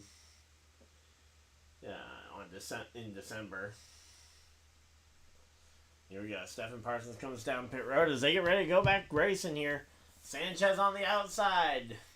Yeah, Honeycutt on the inside. Green flags out. We are back to racing. And let's see, can they manage to avoid a wreck here as everybody is looking very uncomfortable here. After that, I don't blame them. Yep, 4 of the top 5 are all playoff drivers now after that one. And that wreck managed to only take out like 1 playoff driver, I think. Or only really affect 1 or 2 playoff drivers. And there we go. There goes Eckes jumping to the outside line just ahead of Sanchez. Sanchez pushing on that rear bumper a lot. Look at just how much that rear bumper was shaking, though. I'm kind of surprised that Eckes was able to hold on to that one. And there goes Matt Crafton to the top of the track. Not sure what his plan is there, as he gets taken 4 wide by Rajah Caruth. That is not the way to do that. And here we go. Let's see again. Right now, Sanchez manages to find his way around Eckes and goes back to the point for Nick Sanchez. Christian Eckes now going to be fighting now with Honeycutt as Sanchez tries to work both lines. And there we go. Lawless Allen pops his head back up inside the top 10. There we go. And again, yeah, only 23 trucks left on the lead lap here. And look at the amount of outs there. Zilich out. Thompson out. Oh, man. Yeah. Yeah, all those drivers done for the day. Well, some of them got wrecked really hard. Oh, yeah, I know. Purdy's 3 laps down. Yep. Chase Purdy 3 laps down and 15 laps to go. You should have just took that out. No, because... you never know. You might be able to putt around, get back on the lead lap, and find yourself in victory lane. I've seen worse cars go to victory lane at this style of racetrack. But there's Jake Garcia out of the car.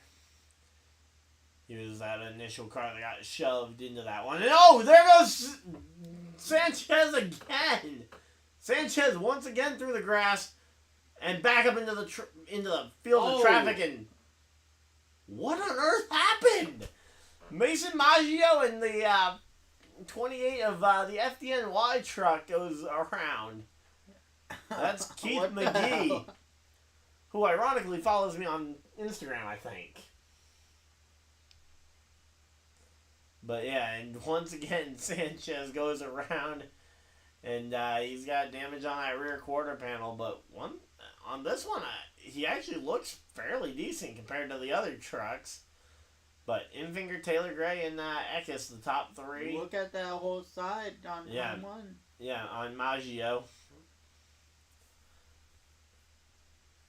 I have no idea if that's how you're actually supposed to pronounce it. I think that's how I've heard the announcers pronounce Maggio. But I don't think we even know how to pronounce most names. I think I can pronounce the guy in 6th place name. Alan. Probably the easiest name to pronounce. And 7. Yeah, Roper. And 4, you could pronounce that. Yeah, Honeycutt. Alright, let's see this. But yeah, here's the replay. Eckes and Eckes just gets on the rear bumper of the 2, and the 2 just has no grip. And the 2 on the rear bumper there. 2 actually doesn't get any contact other than that contact on the rear bumper with whoever that was right at the end, or right at the start of the crash here. So. Alright, here we go. Yeah. So yeah, watch for the contact here on the rear bumper as he slides back up into traffic. Clips that one driver, and that's the only contact on the back bumper. But then on the way down, he hits 25. No, he doesn't. He doesn't touch 25 there. It looked like he did from the angle. All right, watch this one. Here we go. So, 2 car slides down. He's gonna clip somebody with the rear bumper, and then doesn't touch him. The 25 was going down trying to avoid, and that's why he slid down the track. So yeah, and that's the 4th caution. Yeah, that's the 4th caution, 3rd crash of the day. And this track's starting to live up to some of the hype. Yeah. The replays again and repetitive now. Well, yeah. It's a lot of crashing, and they like to try and show every angle. Because every once in a while there might be that one driver that you didn't see involved until that last wreck. Or until that last replay. But yeah, so they're going out there and trying to fix it. They got the NASCAR official making sure that they aren't tampering with the spoiler in any illegal way. But yeah, Sanchez's last 3 finishes for the first round of the playoffs. 4th, 5th, and 12th for Sanchez. Definitely going to be a rough start to the playoff round here for Sanchez. And Fingers in the lead. Yep. Just going to take a quick peek at the points as they run here. See where the playoff standings are at in terms of points as they run. So Eckes actually has the most points right now over Heim by 1 point.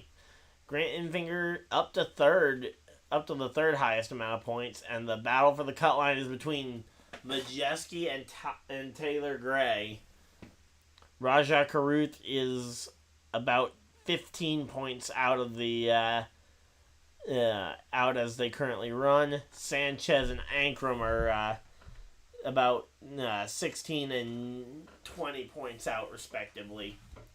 So definitely a lot of work left to do for Sanchez in the last 2 races of this round. He's basically probably going to need to win one of those 2 races.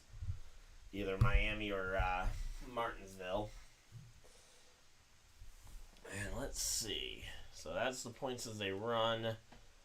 And yeah, we're just hanging out here. Hopefully everybody's having a good time. If you guys are, of course, hit the like button and subscribe if you guys are new.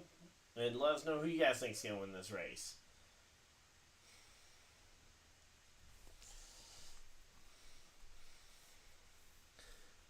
Probably should have set so to start the third stage. We probably should have put a poll in, seeing what the over under for cautions would have been.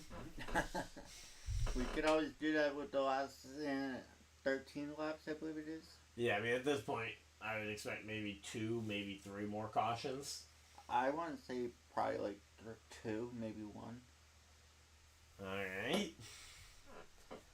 Oh, I'd take the higher on yours for sure. I'd take the higher on yours for sure, because while, yeah, it looks like it's 13 laps or about 10 laps to go when they go green, you're forgetting to count for the fact that overtime exists. And if they can't complete that first lap on the restart, they go back and they do it again. Let's just hope no one wrecks on the first freaking lap. And off back the in restart? The race. Yeah.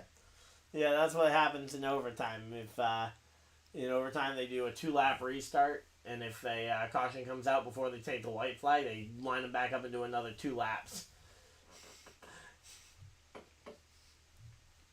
Sounds familiar, huh? Yep. Green-white checkers. Yeah, essentially they stop counting the laps, but sometimes they'll complete like 3/4 of a lap. Well, a caution like that, I don't think they would. Yeah, the laps will still get counted, but essentially because they're in overtime, they'll just keep adding laps for it to become a 2-lap restart again. But yeah, just people camping out on top of the campers in the infield. And again, now they're talking with the crew chief here for, I believe that's Coreyheim's crew chief. And again, we're at 12 laps to go. Going to be 10 laps to go here momentarily. And again, they are still under caution, so you guys have not missed a thing. Yeah, but man, again, this was at 27 lead changes amongst the same 12 leaders. Hard to believe that Taylor Gray is still on the outside looking in on the points, even though he's running second. Does that tell you just how bad he was looking going into this race? That he's in second place and he's still not inside the top 5 or the top 4 on points.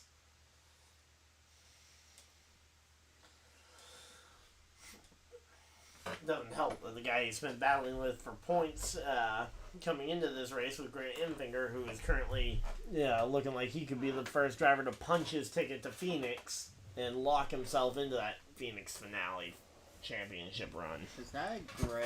Yeah, I see on second. Yeah, Taylor Gray. Yep.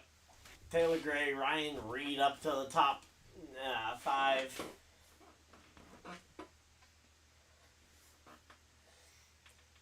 And here we go. These are the last 5 finishers in this, or the 5 of the last 6 runnings of this race. All these drivers only led the last lap of the race. 1 lap and 1 lap only. Here we go. 2019. And Tate Fogelman goes to victory lane. Or no, sorry, that was Spencer Boyd.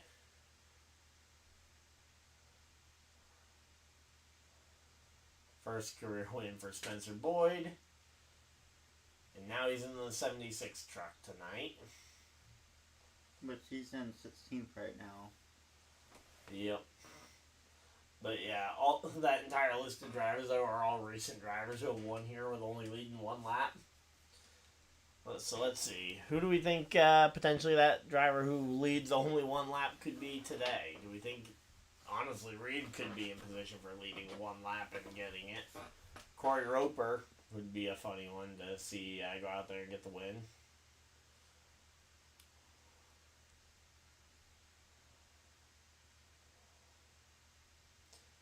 I still will never get over the way that the Truck Series started a couple years ago. I was talking about how, like, oh yeah, literally almost anybody could win except for maybe not Corey Roper, and he goes to finish 3rd in the Daytona season opener. And it's like, he was really trying to prove me wrong, because when I was just talking and when my dad 38 just threw that name out there, yeah. Yeah, so Himes plus 38 Eckes plus 40 points on the cut line, and again, that win for Infinger would just lock him in no matter the points.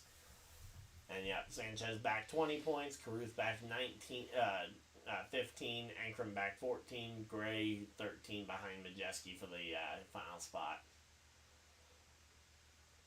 And most of those drivers are all up inside the top 5 and top 10, so it's hard for them to really gain a ton of spots without Majeski losing some. So they really need Majeski to get caught up in something. It's still yellow. Yep, still yellow, still cleaning up from the accident. Lights are off on the pace car, though, so we should be seeing the pace car diving for cover, and we should be going racing this time by.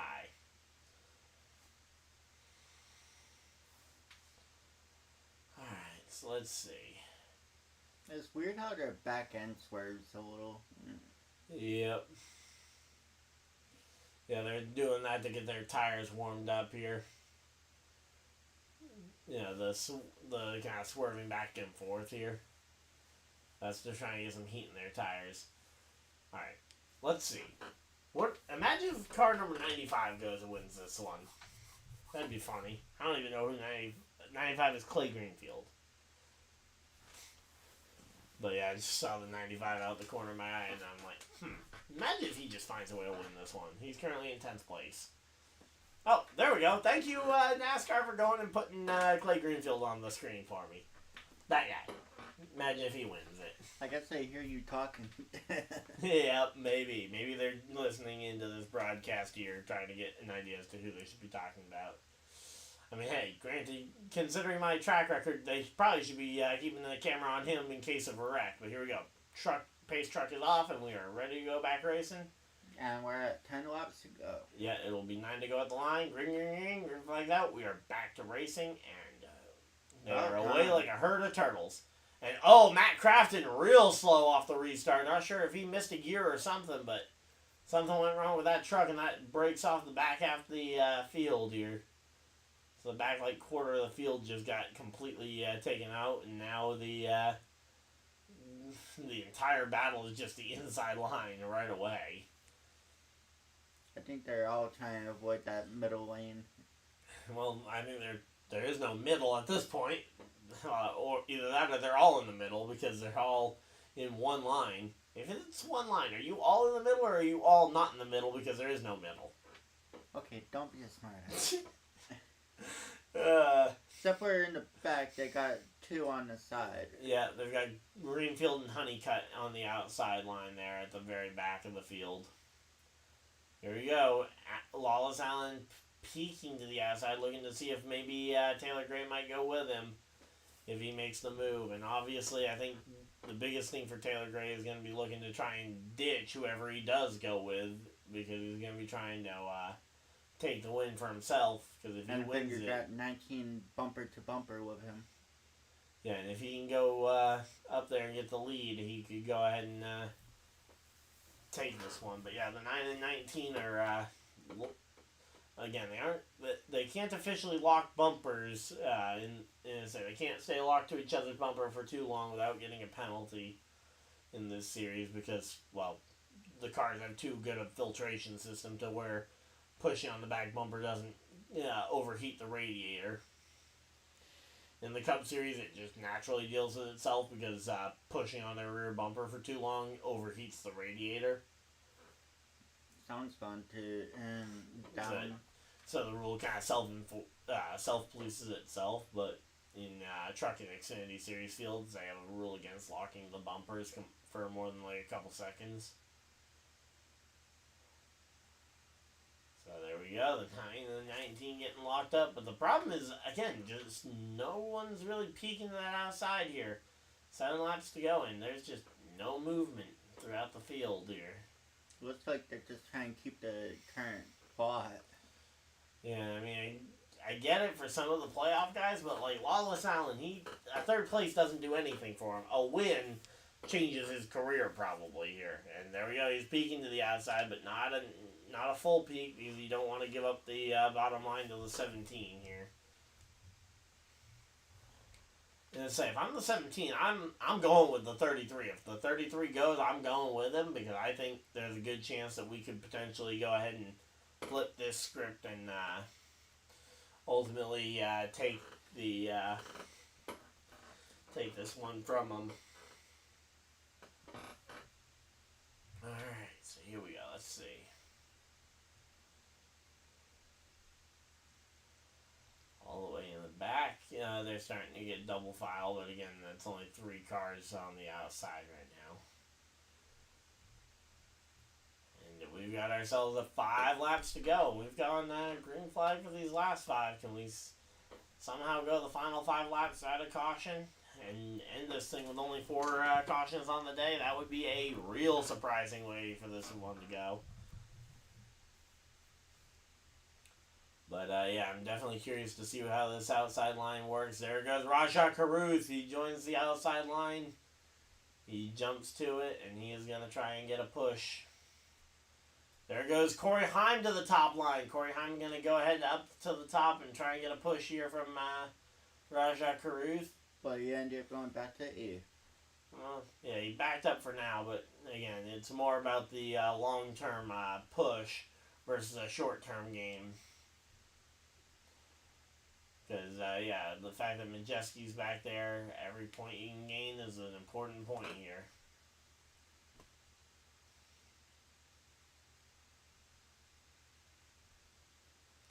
Alright, so yeah, right now, though, Infinger, Eckes, again, Wallace Allen has got to be thinking about making a move at some point.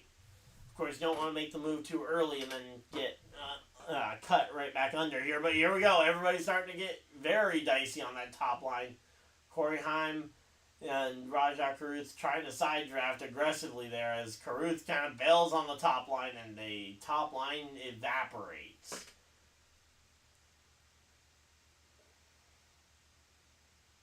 Oh, okay, so it was Heim that nearly wrecked that caused the top line to completely evaporate. They all decided to hop back in line and just run single file here.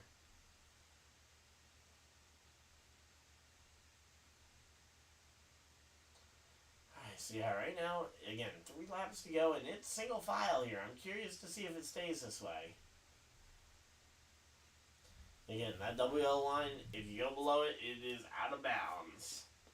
So let's see. Wallace Allen, he isn't able to get the gray truck on his rear bumper here of Taylor Gray. Allen gotta make something happen. Well, the good thing is that he doesn't need a lot of... All he needs is about a half a lap, and he can make something happen here. But we're going to be heading to 2 laps to go here. And it will be 2 laps to go. And this race is nearly over. And again, I'm curious. I think Wallace Allen might actually have something here. Have to wait and see, but... Again, he looks promising here, and let's see.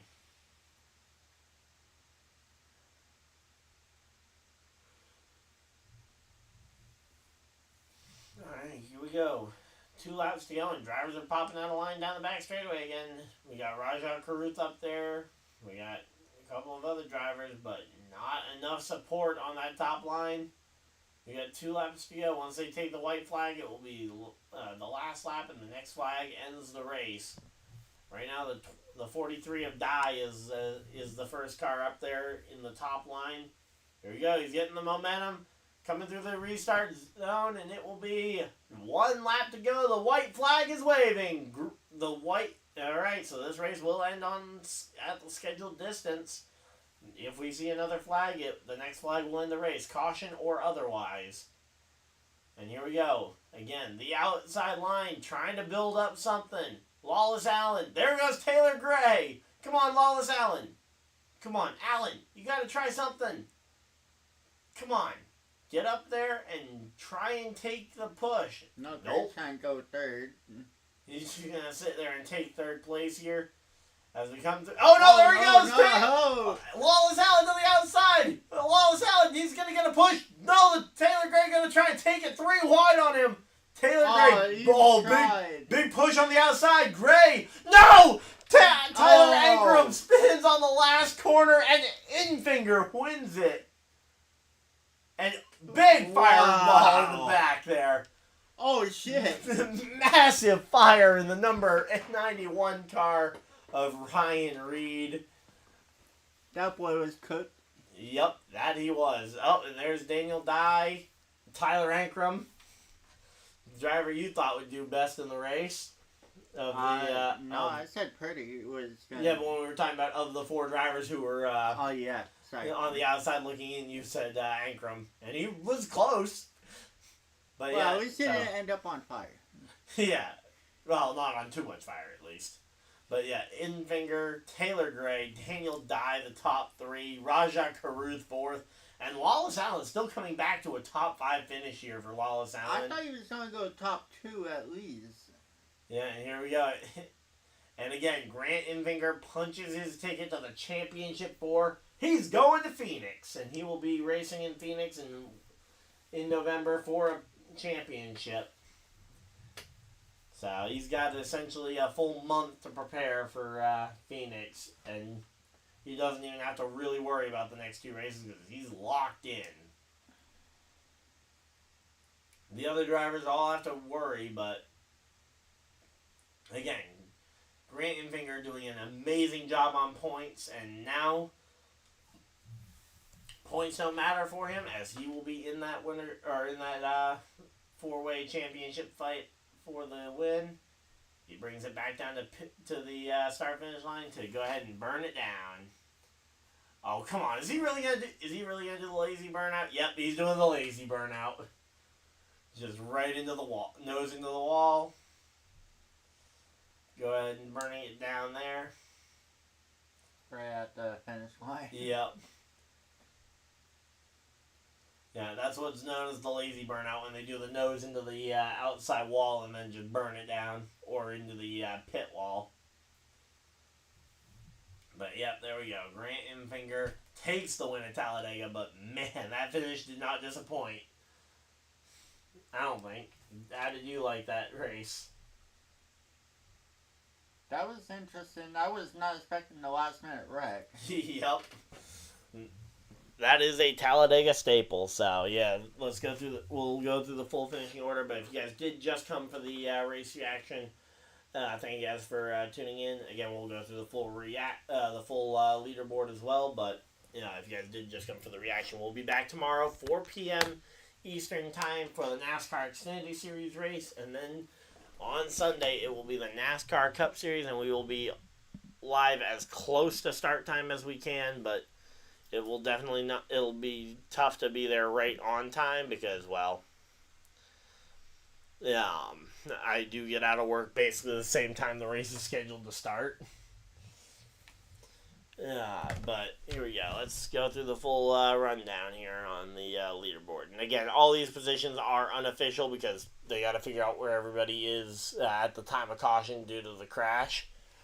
Yeah, but here we go. We got Grant Infinger first, as we mentioned. Taylor Gray coming up very close second place finish, nearly getting his first career win. Daniel Dye coming home third. Fourth, Rajah Caruth, and again, top 5 was Wallace Allen. Christian Eckes coming home in the 6th position. 7th, Ryan Reed, despite the big fireball he was at the end there. Yeah, Ryan Reed comes home in the 7th position. 8th, Stephen Parsons. 9th, Brett Holmes. Rounding out the top 10, former Talladega winner, Spencer Boyd. Coreyheim brings home car number 11 in spot number 11. Ty Majeski comes home in spot number 12.